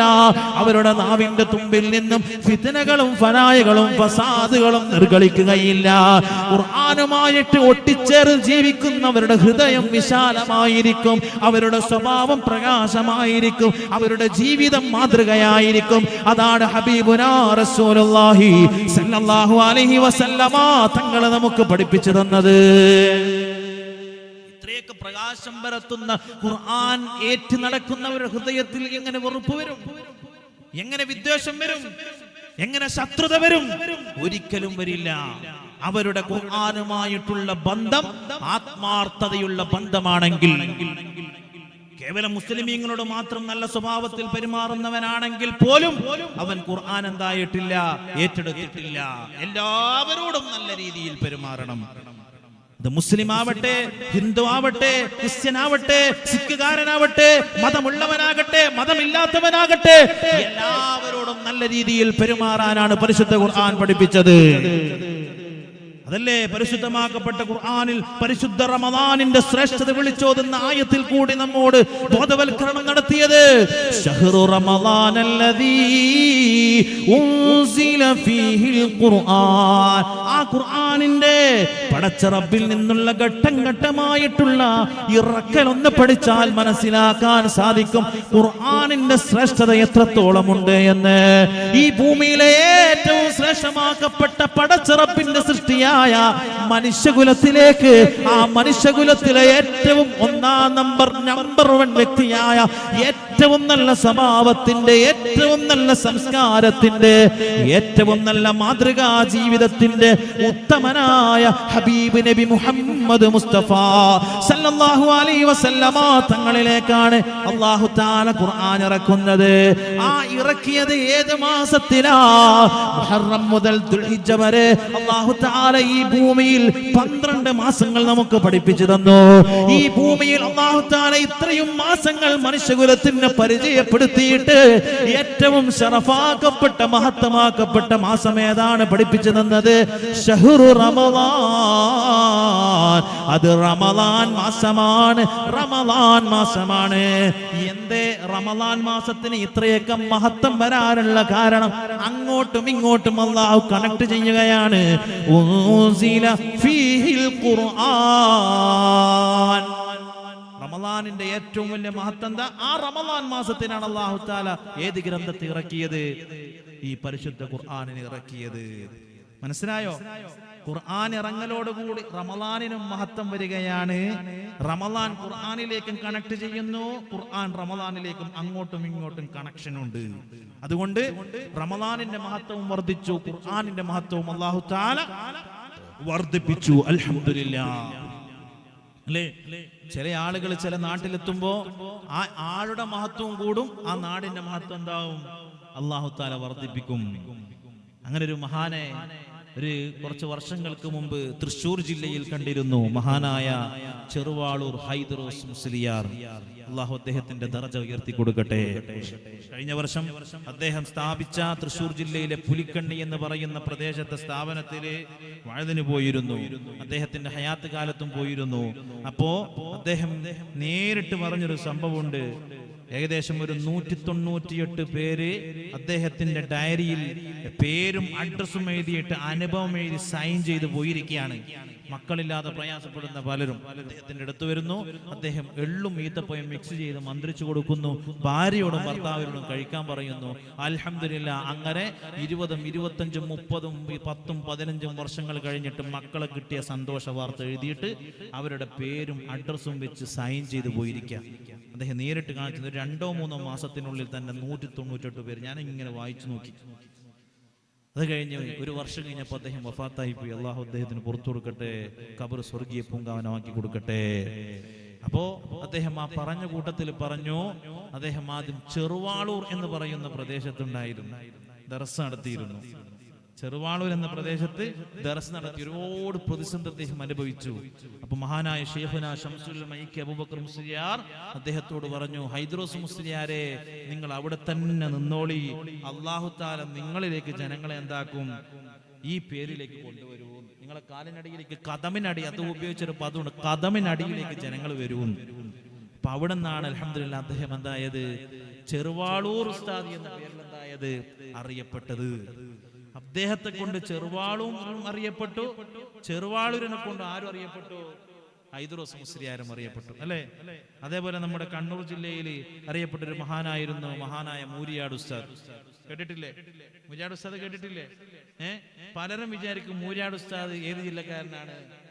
കണ്ണൂർ ജില്ലക്കാരനാണ്. പക്ഷെ ഉസ്താദിന്റെ നാട് മലപ്പുറം ജില്ലയിലെ പനങ്ങാങ്കരയില.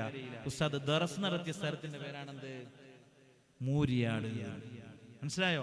ഉസ്താദിനെ കൊണ്ട് മൂരിയാടും അറിയപ്പെട്ടു, മൂരിയാടിനെ കൊണ്ട് ആരും അറിയപ്പെട്ടു? ആ പറഞ്ഞ മാതിരി ഖുർആനിനെ കൊണ്ട് റമദാനും അറിയപ്പെട്ടു. മനസ്സിലായോ? റമദാനിനെ കൊണ്ട് ഖുർആനിനെ കൊണ്ട് റമദാനും, റമദാനിനെ കൊണ്ട് ഖുർആനും. അങ്ങോട്ടും ഇങ്ങോട്ടും മഹത്വം അല്ലാഹു നമുക്ക് പഠിപ്പിച്ചു തരികയാണ്. ശഹ്റു റമദാനല്ലദീ ഉൻസില ഫീഹിൽ ഖുർആൻ. പരിശുദ്ധ ഖുർആനിന് അല്ലാഹു തആല ഇറക്കപ്പെട്ടതായ മാസമാണ് പരിശുദ്ധ റമദാൻ മാസം. അവിടെ അല്ലാഹു എന്തിനു വേണ്ടിയാണ് ഖുർആനിനെ ഇറക്കപ്പെട്ടത് എന്ന് നമുക്ക് പഠിപ്പിച്ചു തരുന്നു. ഹുദൽ ലിന്നാസ്, ജനങ്ങളെ സന്മാർഗത്തിലേക്ക് നയിക്കാനാണ് അല്ലാഹു പരിശുദ്ധ ഖുർആനിനെ ഇറക്കിയത്. സത്യമേത് എന്ന് അസത്യത്തിൽ നിന്നും ജനങ്ങൾക്ക് പഠിപ്പിച്ചു കൊടുക്കുകയാണ്. നീതി എന്താണെന്ന് അനീതിയിൽ നിന്നും പഠിപ്പിച്ചു കൊടുക്കുകയാണ്. ശത്രുതയിൽ നിന്നും അല്ലാഹു തആല ഐക്യത്തെ ഖുർആൻ കൊണ്ട് പഠിപ്പിച്ചു കൊടുക്കുകയാണ്.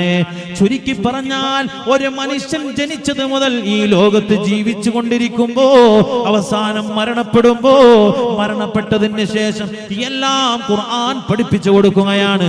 അവിടെയാണ് ഹുദൽ ലിന്നാസ്. ഖുർആൻ ഖുർആൻ എന്നുള്ള ഗ്രന്ഥം ഈ ലോകത്ത് മുസ്ലിമീങ്ങൾക്ക് മാത്രമായിട്ട് സത്യം പഠിപ്പിക്കാൻ ഇറങ്ങിയ ഗ്രന്ഥമല്ല, മുസ്ലിമീങ്ങൾക്ക് മാത്രം നീതി പഠിപ്പിക്കാൻ ഇറങ്ങിയ ഗ്രന്ഥമല്ല, മുസ്ലിമീങ്ങൾക്ക് മാത്രം ഐക്യം പഠിപ്പിക്കാൻ ഇറങ്ങിയ ഗ്രന്ഥമല്ല, മുസ്ലിങ്ങൾക്ക് മാത്രം സ്നേഹം പഠിപ്പിക്കാൻ ഇറങ്ങിയ ഗ്രന്ഥമല്ല, മുസ്ലിമീങ്ങൾക്ക് മാത്രം സംസ്കാരം പഠിപ്പിക്കാൻ ഇറങ്ങിയ ഗ്രന്ഥമല്ല. ഖുർആൻ എന്നുള്ള ഗ്രന്ഥം ഹുദൽ ലിന്നാസ്, ഈ ലോകത്തെ എല്ലാ ജനങ്ങൾക്കും, ഈ ലോകത്തെ മനുഷ്യർ എന്ന് പറയുന്ന വിഭാഗമാരൊക്കെയുണ്ടോ അവർക്കൊക്കെ സന്മാർഗം പഠിപ്പിക്കാൻ, നീതി പഠിപ്പിക്കാൻ, സ്നേഹം പഠിപ്പിക്കാൻ, സംസ്കാരം പഠിപ്പിക്കാൻ അല്ലാഹു തആല ഇറക്കിയതായ ഗ്രന്ഥമാണ് എന്നുള്ളതിനുള്ള ഏറ്റവും വലിയ തെളിവാണ് ഖുർആൻ പഠിപ്പിച്ചു തരുന്നത്. ഹുദൽ ലിന്നാസ്, ഖുർആൻ ജനങ്ങൾക്ക് മുഴുവനും എന്താണ്? ഹുദൻ, സന്മാർഗമാണ്. മനസ്സിലായോ നിങ്ങൾക്ക്? അവിടെ അല്ലാഹു എന്ത് പറഞ്ഞില്ല? ഹുദൽ ലിൽ മുസ്ലിമീൻ എന്ന് പറഞ്ഞോ? ഇല്ല. എന്താണ് അല്ലാഹു പറഞ്ഞത്? ഹുദൽ ലിന്നാസ്, ഈ ലോകത്തെ മുസ്ലിമീങ്ങൾക്കെന്നല്ല മുഴുവൻ മനുഷ്യർക്കും സന്മാർഗം പഠിപ്പിക്കാൻ ഇറക്കിയ ഗ്രന്ഥമാണ് എന്ന് പരിശുദ്ധ ഖുർആൻ അല്ലാഹു ഓർമ്മപ്പെടുത്തുകയാണ്. മനസ്സിലായോ? അല്ലാഹു തആല ഈ ഭൂമിയിലേക്ക് മനുഷ്യർക്കാണ് ഖുർആൻ ഇറക്കിയത്.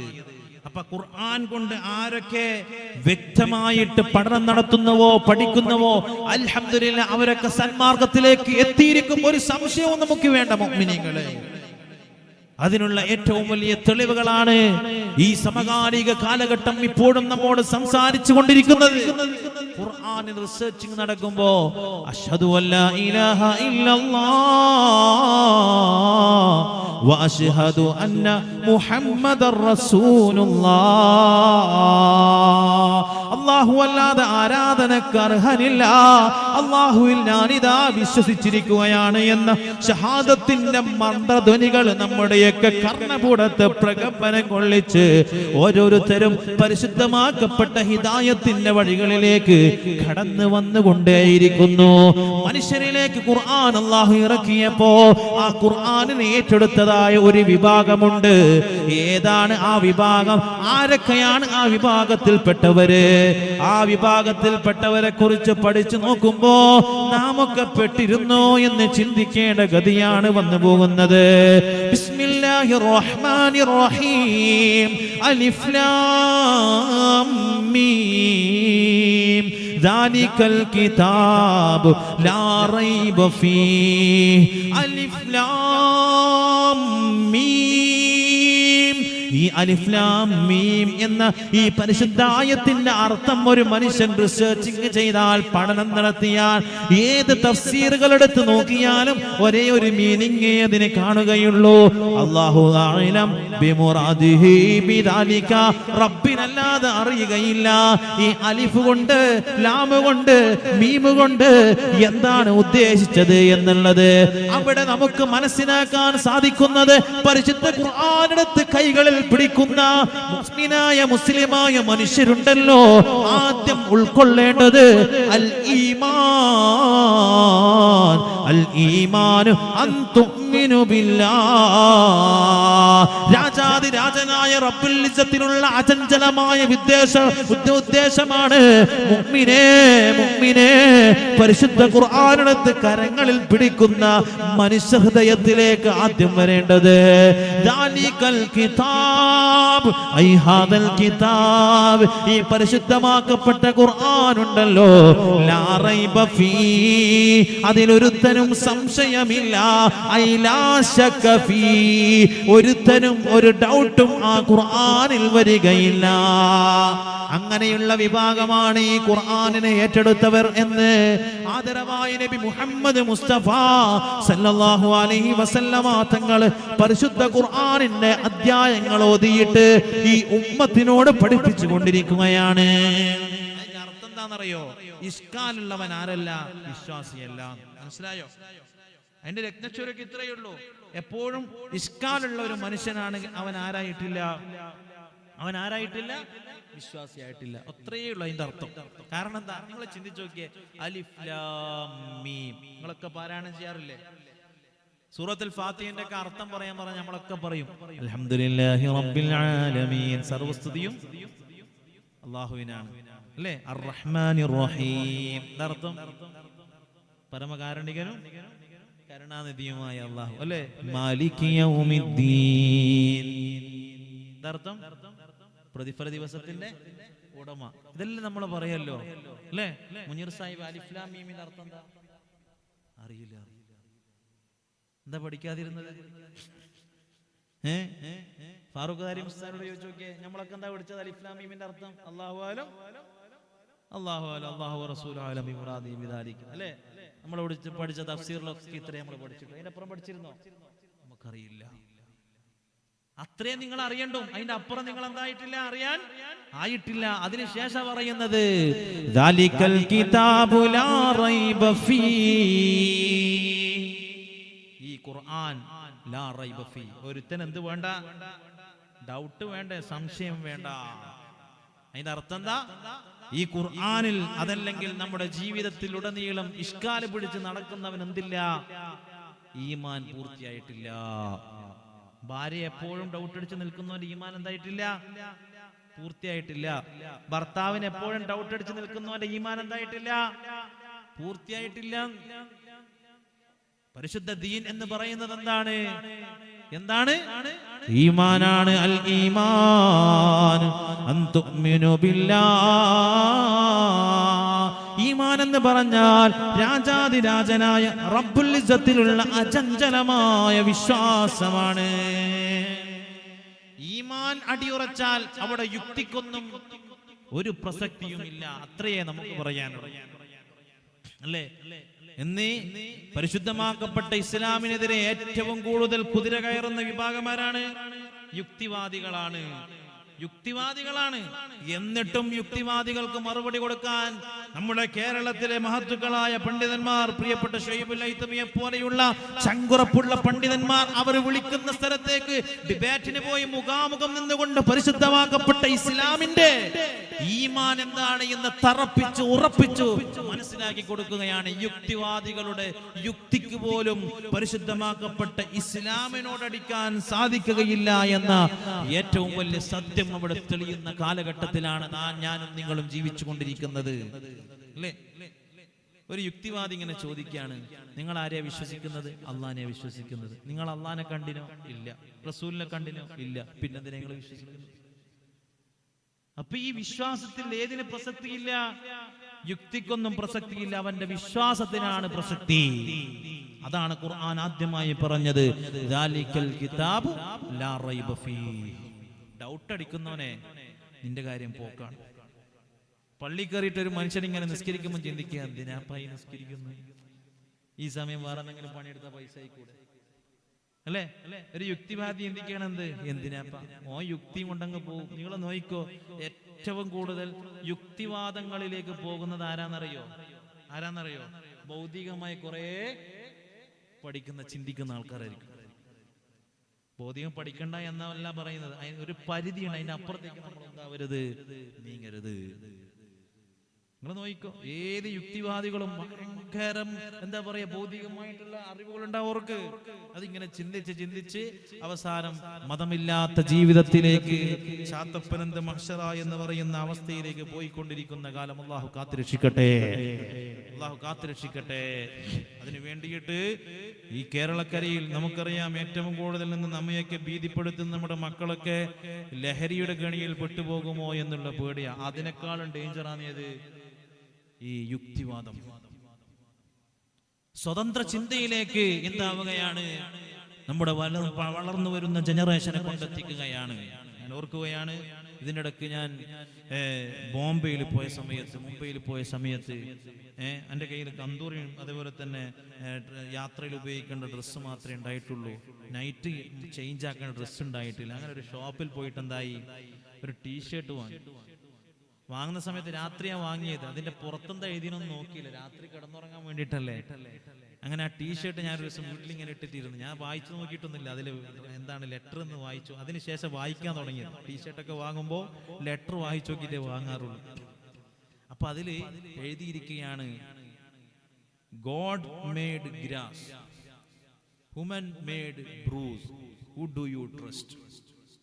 എന്നർത്ഥം ദൈവം പുല്ലിനെ സൃഷ്ടിച്ചു, സസ്യത്തെ സൃഷ്ടിച്ചു. മാൻ മെയ്ഡ് ബ്രൂസ്, ആ പുല്ലിൽ നിന്നും നമുക്ക് ആസ്വാദനം നൽകുന്ന ബ്രൂസ് ഇതിന്റെ മീനിങ് നിങ്ങൾ സെർച്ച് ചെയ്തോ. ലഹരിയെ ആര് സൃഷ്ടിക്കുന്നു? മനുഷ്യനെ സൃഷ്ടിക്കുന്നു. നിനക്ക് ലഹരി തരുന്ന മനുഷ്യനെ നീ വിശ്വസിക്കുന്നുവോ? അതല്ല വെറും ഒരു സസ്യത്തെ മാത്രം സൃഷ്ടിച്ച ദൈവത്തെ നീ സൃഷ്ടിക്കുന്നുവോ? വളർന്നു വരുന്ന ജനറേഷനിലേക്ക് ഈ യുക്തിസഹമായ സ്വതന്ത്ര ചിന്തയെ ഇഞ്ചക്ട് ചെയ്യുന്ന ഒരു വിങ് തന്നെ നമ്മുടെ ഈ കാലഘട്ടത്തിൽ പ്രവർത്തിച്ചു കൊണ്ടിരിക്കുന്നുവോ? ആ രീതിയിലേക്ക് വളർന്നു വരുന്ന യുവതലമുറയെ ടാലന്റഡ് ആക്കുകയാണ് ഈ ജനറേഷനെ. നമുക്കെല്ലാം പറ്റും, എന്നെ ഉപദേശിക്കാൻ ആരും വരണ്ട. ഐ ക്യാൻ പല ടീഷർട്ടിലൊക്കെ കാണാം, എനിക്കെല്ലാം കഴിയും, എനിക്കെല്ലാം കഴിയും, എന്നെ ആരും ഉപദേശിക്കണ്ട അല്ലേ?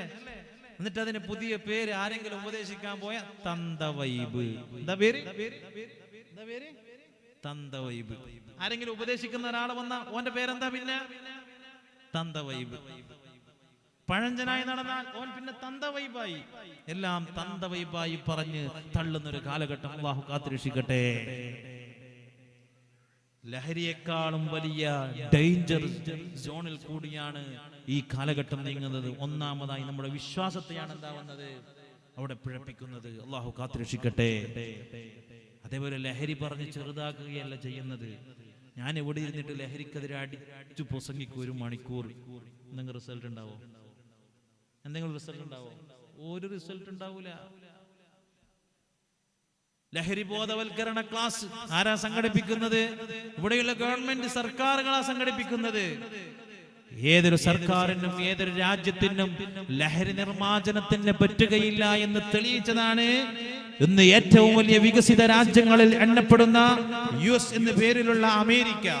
ഏകദേശം 20 ലക്ഷം കോടി ഡോളറാണ് ലഹരി നിർമ്മാർജ്ജനത്തിന് വേണ്ടിയിട്ട് അമേരിക്ക ചെലവഴിച്ചത്. അതിനു വേണ്ടിയിട്ട് ലക്ഷക്കണക്കിന് ഉദ്യോഗസ്ഥന്മാരെ നിരത്തി അമേരിക്കയിൽ അങ്ങോളം ഇങ്ങോളം.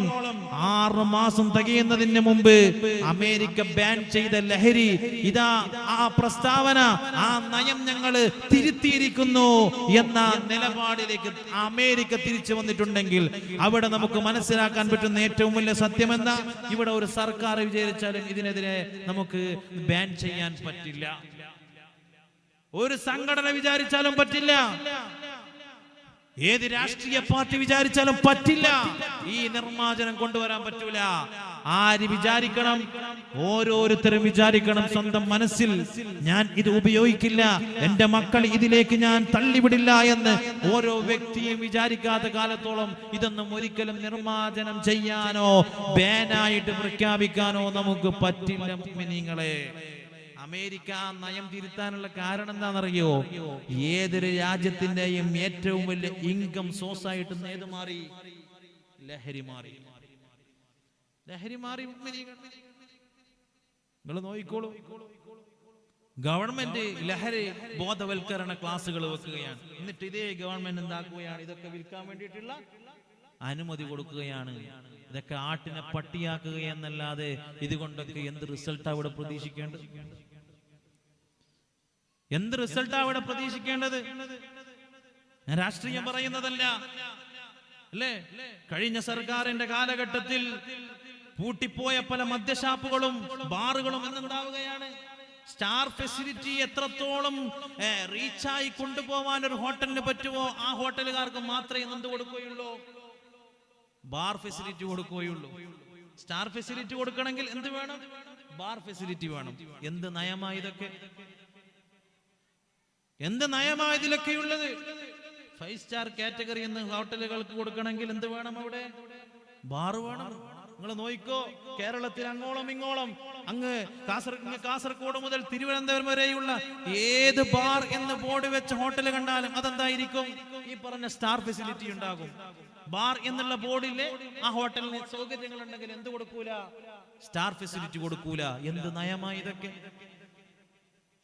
എന്താ ഇതിൽ നിന്നൊക്കെ പ്രതീക്ഷിക്കുന്നത്?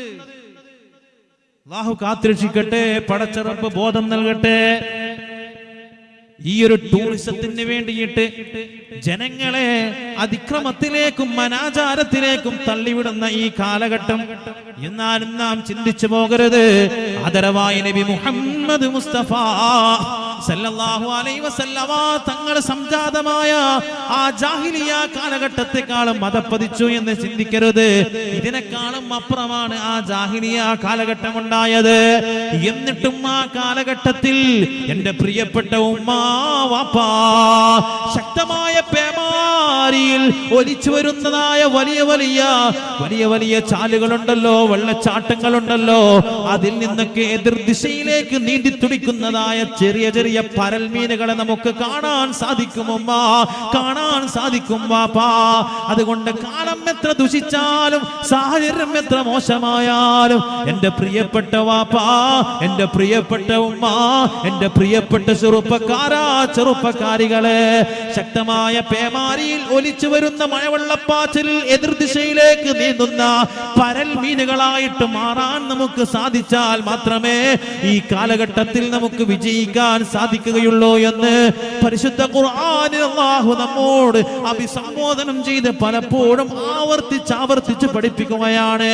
വൽ അസ്ർ ഇന്നൽ ഇൻസാന ലഫീ ഖുസ്ർ ഇല്ലല്ലദീന ആമനൂ വഅമിലുസ് സാലിഹാത്തി വതവാസൗ ബിൽ ഹഖ് വതവാസൗ ബിസ് സബ്ർ. വൽ അസ്ർ കാലം തന്നെയാണ് സത്യം. ഇന്നൽ ഇൻസാന ലഫീ ഖുസ്ർ ആ കാലഘട്ടത്തിൽ പല ജനങ്ങളും പരാജിതരാണ്, നാശത്തിലാണ്, നാശനഷ്ടത്തിലാണ്. അങ്ങനെയുള്ള കാലഘട്ടം തന്നെയാണ് സത്യം. അത്രയും ദുഷിച്ച കാലഘട്ടത്തിൽ രക്ഷപ്പെട്ടു പോകുന്ന വിഭാഗം ആരെന്നറിയുമോ? ഇല്ലല്ലദീന ആമനൂ, ഇല്ലല്ലദീന ആമനൂ.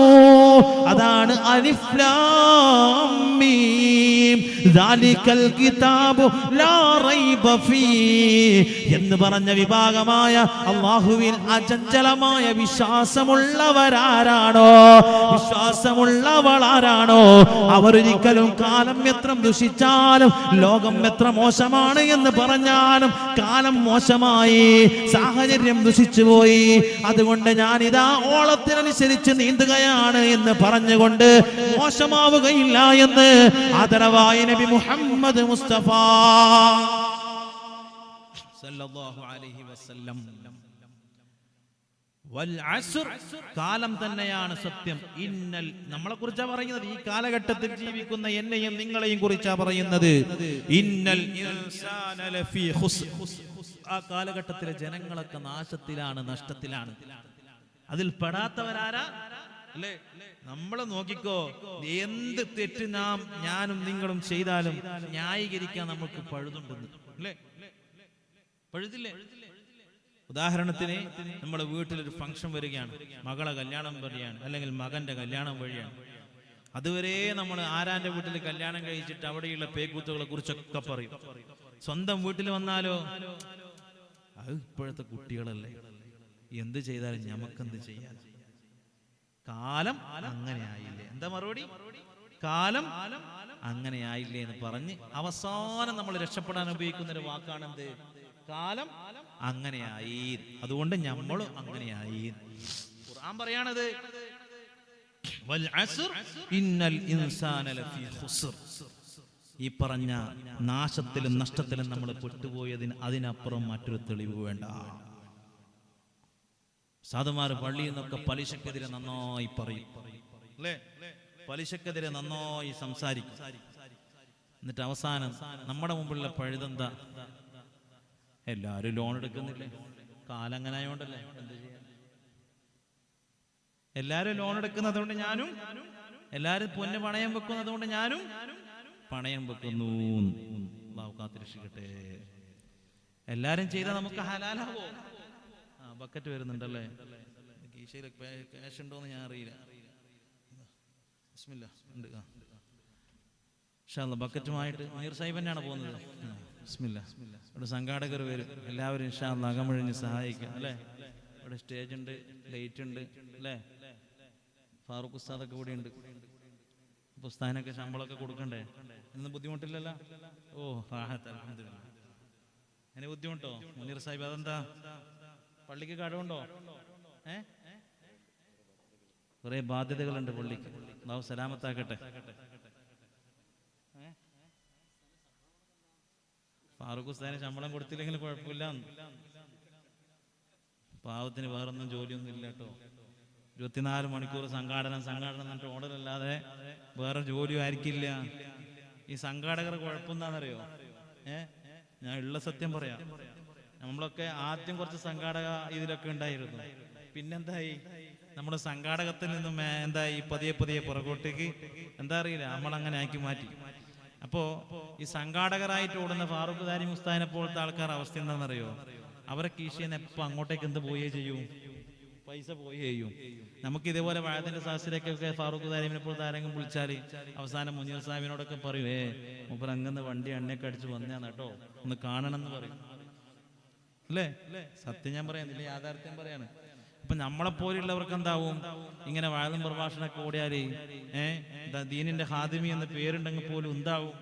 അള്ളാഹു ആ ഭാഗത്ത് കൂടി മഈശത്തിന്റെ വഴി തുറന്നു വരും. പക്ഷെ ഇങ്ങനെ ഇവരെ പോലെയുള്ള സംഘാടകരായിട്ട് ഓടുന്നവരവസ്ഥ എന്താണെന്നറിയോ? എനിക്കറിയാം ഇവരൊക്കെ അവസ്ഥ. ഒന്നും ഉണ്ടാവില്ല.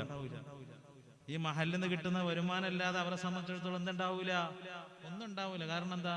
ഒരു സംഘടനാ പരിപാടിക്ക്, ഒരു മീറ്റിങ്ങിന് ഫാറൂഖ് ദാരിമി ഉസ്താദ് കോഴിക്കോടേക്ക് കാറും എടുത്ത് എണ്ണയടിച്ച് ആ പോയ ക്യാഷ് പോയ തന്നെ. പിന്നെ എന്താവൂല? അവിടുന്ന് ക്യാഷ് പറഞ്ഞിട്ടൊന്നും എന്താവൂല, കിട്ടണമെന്നില്ല. പല നാടുകളിലേക്കും സംഘടനാ പ്രവർത്തനമായിട്ട് ഇങ്ങനെ ഓടും.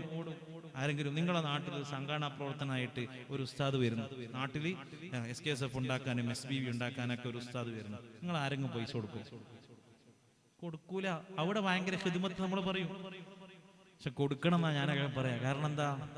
അവർക്ക് ഈ തുച്ഛമായ ശമ്പളത്തിന് ജോലി ചെയ്യുന്നവരാ. കാണാൻ നല്ല സെറ്റപ്പും ഗെറ്റപ്പും ഒക്കെ ഉണ്ടാവും. പക്ഷെ ഉള്ളിൽ മനസ്സിൽ എപ്പോഴും എന്തായിരിക്കും?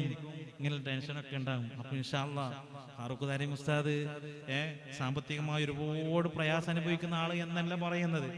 നിങ്ങളൊക്കെ കണ്ടറിഞ്ഞിട്ട് എന്താവണം?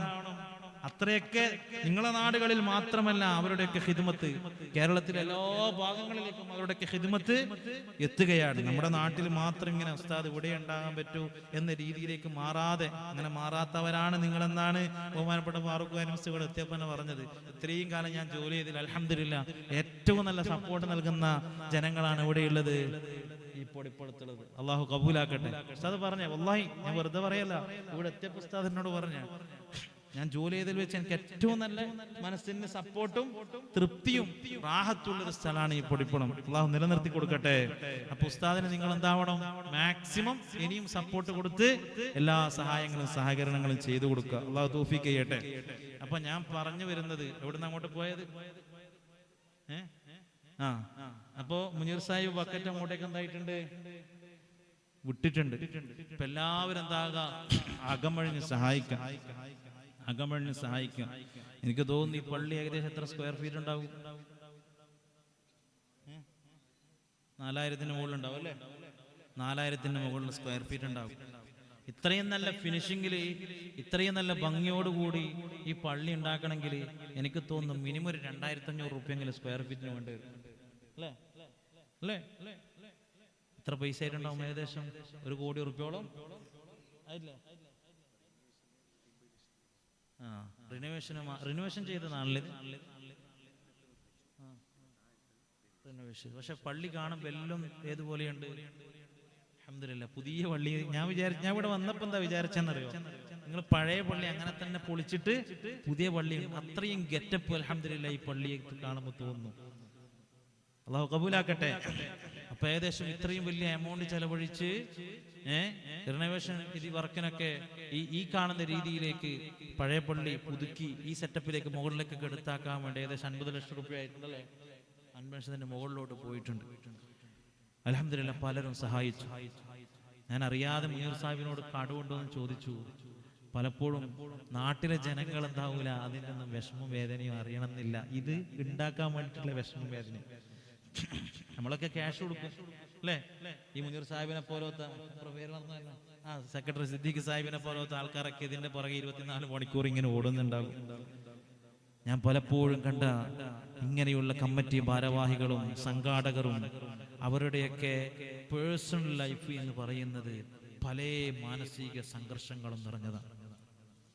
കാരണം ഇവരൊക്കെ ഇങ്ങനെ ഓടുമ്പോ ഇവരുടെയൊക്കെ ആ സെറ്റപ്പും ഗെറ്റപ്പും ഒക്കെ കാണുമ്പോ നമ്മളൊക്കെ ചിന്തിക്കും ഇവരൊക്കെ ഭയങ്കര സെറ്റപ്പിലാണ്. പക്ഷേ ഓരോരുത്തരുടെയും പേഴ്സണൽ ലൈഫിലെ സാമ്പത്തികമായിട്ടുള്ള ഭദ്രതയും അവസ്ഥയൊക്കെ നോക്കുമ്പോ ചിലപ്പോ ഈ മഹല്ലിൽ സാധാരണക്കാര് സന്തോഷിക്കുന്ന അത്രയും സന്തോഷം പോലെ ആർക്കും കാണൂല. സത്യം, ഞാൻ ഉള്ള സത്യം പറയാണ്, യാഥാർത്ഥ്യം പറയാണ്, അവരുടെ ഹൃദയത്തിൽ കാണൂല. കാരണം എന്താണെന്നറിയോ? ഈ ഭാരവാഹികളൊക്കെ ഓരോ ജനറൽ ബോഡി വരുമ്പോ വീട്ടിൽ നിന്ന് ഇറങ്ങുമ്പോ സ്വന്തം ഭാര്യ ആദ്യം പറയും, ഇച്ച ഭാരവാഹിയാകല്ലേ, ദയവ് ചെയ്ത് പ്ലീസ്. പറഞ്ഞിരിക്കും. കാരണം എന്റെ വാപ്പ ഇതേപോലെയുള്ള ഒരു വലിയ 100-400 വീട്ടിലുള്ള മഹലിന്റെ പ്രസിഡന്റാണ്. വാപ്പ ജനറൽ ബോഡിക്ക് ഇറങ്ങുമ്പോ നമ്മൾ പറയും, ഉപ്പ പ്രസിഡന്റ് ആകുന്ന നിന്നൊക്കെല്ലേ, വലിയ ഹിദ്മത്താ, വലിയ പുണ്യമുള്ള കാര്യ. പക്ഷേ ഒരു മിനിസ്റ്റർ, മന്ത്രി അനുഭവിക്കുന്നതിനേക്കാളും ടെൻഷൻ അനുഭവിക്കുമാര് മഹലിന്റെ ഭാരവാഹികളാകുമ്പോ. എന്നാലോ മിനിസ്റ്റർക്കും MP-ക്കും MLA-മാർക്കൊക്കെ എന്തുണ്ട്? സാലറിയും വേതനൊക്കെ ഉണ്ട്. ഇവർക്ക് എന്തെങ്കിലും ഉണ്ടോ? ഒന്നുമില്ല. ഫീ സബീലില്ല, ഹിദ്മത്തിന്റെ വഴിയില്ല. എന്നിട്ട് പള്ളിയിൽ മോട്ടർ ഓൺ ആയില്ലെങ്കിൽ ആരെയാ പറയാ? പ്രസിഡന്റ്. പൈപ്പ് തിരിയുന്നില്ലെങ്കിൽ പറയാൻ ആരെയാ? സെക്രട്ടറിയെ. നമ്മളെ വിചാരം എന്താ? ഇവരൊക്കെ ഒരുപാട് പൈസ ഇതിൽ നിന്ന് ഉണ്ടാക്കിയിട്ട് അങ്ങനെ സേവനം ചെയ്യുന്നവരാണ് എന്നാണോ? ഒരിക്കലും അവരെയൊന്നും നിങ്ങൾ വേദനിപ്പിക്കല്ലേ. ഏതൊരു മഹല്ലില് ഏതൊരു പുതിയ ഉസ്താദും വന്നാൽ ആ നാട്ടിൽ ആരുണ്ടാകും? പ്രതിപക്ഷം ഉണ്ടാവും. ഏതൊരു മഹല്ലിലുണ്ടാവും പ്രതിപക്ഷം. ഫസ്റ്റ് വന്ന ഉടനെ തന്നെ എന്താ പറയാ? അസ്സലാമു അലൈക്കും. വലൈക്കും അസ്സലാം. ഉസ്താദേ സുഖം തന്നെയല്ലേ? പിന്നെ നമ്മുടെ പ്രസിഡന്റ് ഇല്ലേ, അയാൾ ശ്രദ്ധിക്കണം കേട്ടോ. ആ സെക്രട്ടറി ഇല്ലേ, അധികം അടുക്കണ്ട കേട്ടോ. ആ ട്രഷറർ ഉണ്ടല്ലോ, അടുപ്പിച്ചേക്കല്ല കേട്ടോ. സത്യല്ലേ? എന്തിനാ ഈ പണിയൊക്കെ ചെയ്യുന്നത്? പ്രതിപക്ഷ മര്യാദ പോലും നഷ്ടപ്പെട്ടു പോകുന്ന ഹിദ്മത്തിന്റെ മേഖലയാക്കിയിട്ട് ഈ മേഖലയെ നിങ്ങൾ പെടുത്തല്ലേ, ഗണിക്കല്ലേ. അള്ളാഹു കാത്തുരക്ഷിക്കട്ടെ, ബോധം തരട്ടെ. അവരൊക്കെ ഈ ഹിദ്മത്തിന്റെ മേഖലയിൽ ഒരുപാട് സ്ട്രെയിൻ അനുഭവിക്കുന്നവരാ. ശാരീരികമായി പല അസ്വസ്ഥതകൾ ഉണ്ടാകും, ഫാമിലി സംബന്ധമായിട്ടുള്ള പല വിഷയങ്ങളുണ്ടാകും. അതിനൊക്കെ പുറമെ മഹല്ല് സംബന്ധമായിട്ടുള്ള സ്ട്രെയിനും അവരെടുക്കുകയാണ്. അവർ കമ്മിറ്റി ഭാരവാഹികളായിട്ട് പ്രൊജക്ട് ഇടുകയാണ്. 4000 സ്ക്വയർ ഫീറ്റ് ഉള്ള പള്ളി റിനോവേഷൻ ചെയ്ത് ഉഷാറാക്കണം, ഇത്ര ബഡ്ജറ്റ് വരും, ഇത്ര ചെലവ് വരും. അപ്പൊ പറയാണ് തുടങ്ങി പിരിവ്, കളക്ഷൻ. റസൂലുള്ളാഹി തങ്ങൾ ഇങ്ങനെ തന്നെയാണ് ഈ ദീൻ ഇവിടെ ഉണ്ടാക്കിയത്. ഉമറേ, ഉസ്മാനെ, അലിയേ, ഇന്ന പള്ളി നമുക്ക് നിർമ്മിക്കണം, അതിന് ഇത്ര ചെലവ് വരും, അതിന് വേണ്ടിയിട്ടുള്ള കളക്ഷനുള്ള വഴികൾ നമ്മൾ കണ്ടെത്തണം എന്ന് പറഞ്ഞുകൊണ്ട് തന്റെ സഹാബത്തിനെ കൂടെ കൂട്ടിയിട്ട് കഴിവുള്ളവരിലേക്ക് ബക്കറ്റ് കളക്ഷൻ നടത്തിയിട്ട് തന്നെയാണ് പുന്നാര നബി മുഹമ്മദ് മുസ്തഫ സല്ലല്ലാഹു അലൈഹി വസല്ലമ തങ്ങള് ഈ കാണുന്ന രീതിയിൽ ദീനിനെ നമുക്ക് സമർപ്പിച്ചത്. അപ്പൊ ഇവിടെയൊക്കെ രക്ഷപ്പെടുന്നവരാരാ? അവിടെയാണ് ഖുർആൻ പറഞ്ഞത്, ഇല്ലല്ലദീന ആമനൂ. പോസിറ്റീവായിട്ട് ദീനി ഹിദ്മത്തിനെ കാണാനും കാണിക്കാനും കഴിയുന്നവരാരാ? ഇല്ലല്ലദീന ആമനൂ. അല്ലാഹുവിൽ അചഞ്ചലമായ വിശ്വാസമുള്ളവരാണ്. മനസ്സിലായോ? റബ്ബിൽ അചഞ്ചലമായ വിശ്വാസമുള്ളവര്.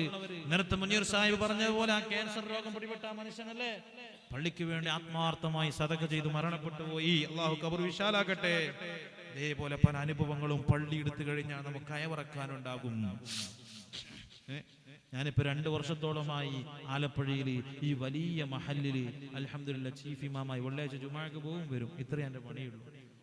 ജുമാക്ക് പ്രസംഗിക്കണം, അതേപോലെ വ്യാഴാഴ്ച അസ്ർ കഴിഞ്ഞിട്ടുണ്ടാവും ഒരു മജ്‌ലിസ് ഉണ്ട് നാട്ടിൽ, അതിനെന്താവും എത്തും. വന്ദേ ഭാരതിന് പോയി വെള്ളിയാഴ്ച ജുമാ കഴിഞ്ഞ് ഇങ്ങോട്ട് തിരിക്കരാം. അപ്പൊ അവിടെ എത്തിയ ആട് 80 അംഗ കമ്മിറ്റി ഉണ്ടല്ലോ, ഓരോരുത്തരും വരുമല്ലോ. അപ്പൊ പ്രസിഡന്റ്, സെക്രട്ടറി ഇതൊക്കെ വന്ന് എല്ലാവർക്കും പറയാനൊന്നേ ഉള്ളൂ, ഉസ്താദേ പള്ളിയുടെ പണി തുടങ്ങിയിട്ടുണ്ട് ഉസ്താദേ, അതെങ്ങനെയെങ്കിലും ഒന്നെന്താവണം, പൂർത്തിയാകണം. പഴയ പള്ളിയാ, 650 വർഷം പഴക്കമുള്ള അകമ്പള്ളി. അതിന് ചുറ്റും വിശാലമാക്കിയിട്ട് പള്ളി വിപുലമാക്കിയിട്ട് വർക്ക് സ്റ്റാർട്ട് ചെയ്തതാ. ആ സമയത്ത് തുടങ്ങിയതേ ഉള്ളൂ. എന്ന് അൽഹംദുലില്ലാഹ് ഈ റമദാനോടുകൂടി വർക്ക് പൂർണ്ണമായി പൂർത്തീകരിക്കുകയാണ്. 20,000 സ്ക്വയർ ഫീറ്റിന് മുകളിലുണ്ട് പള്ളി. 20,000 സ്ക്വയർ ഫീറ്റിന് മുകളിലുണ്ട്.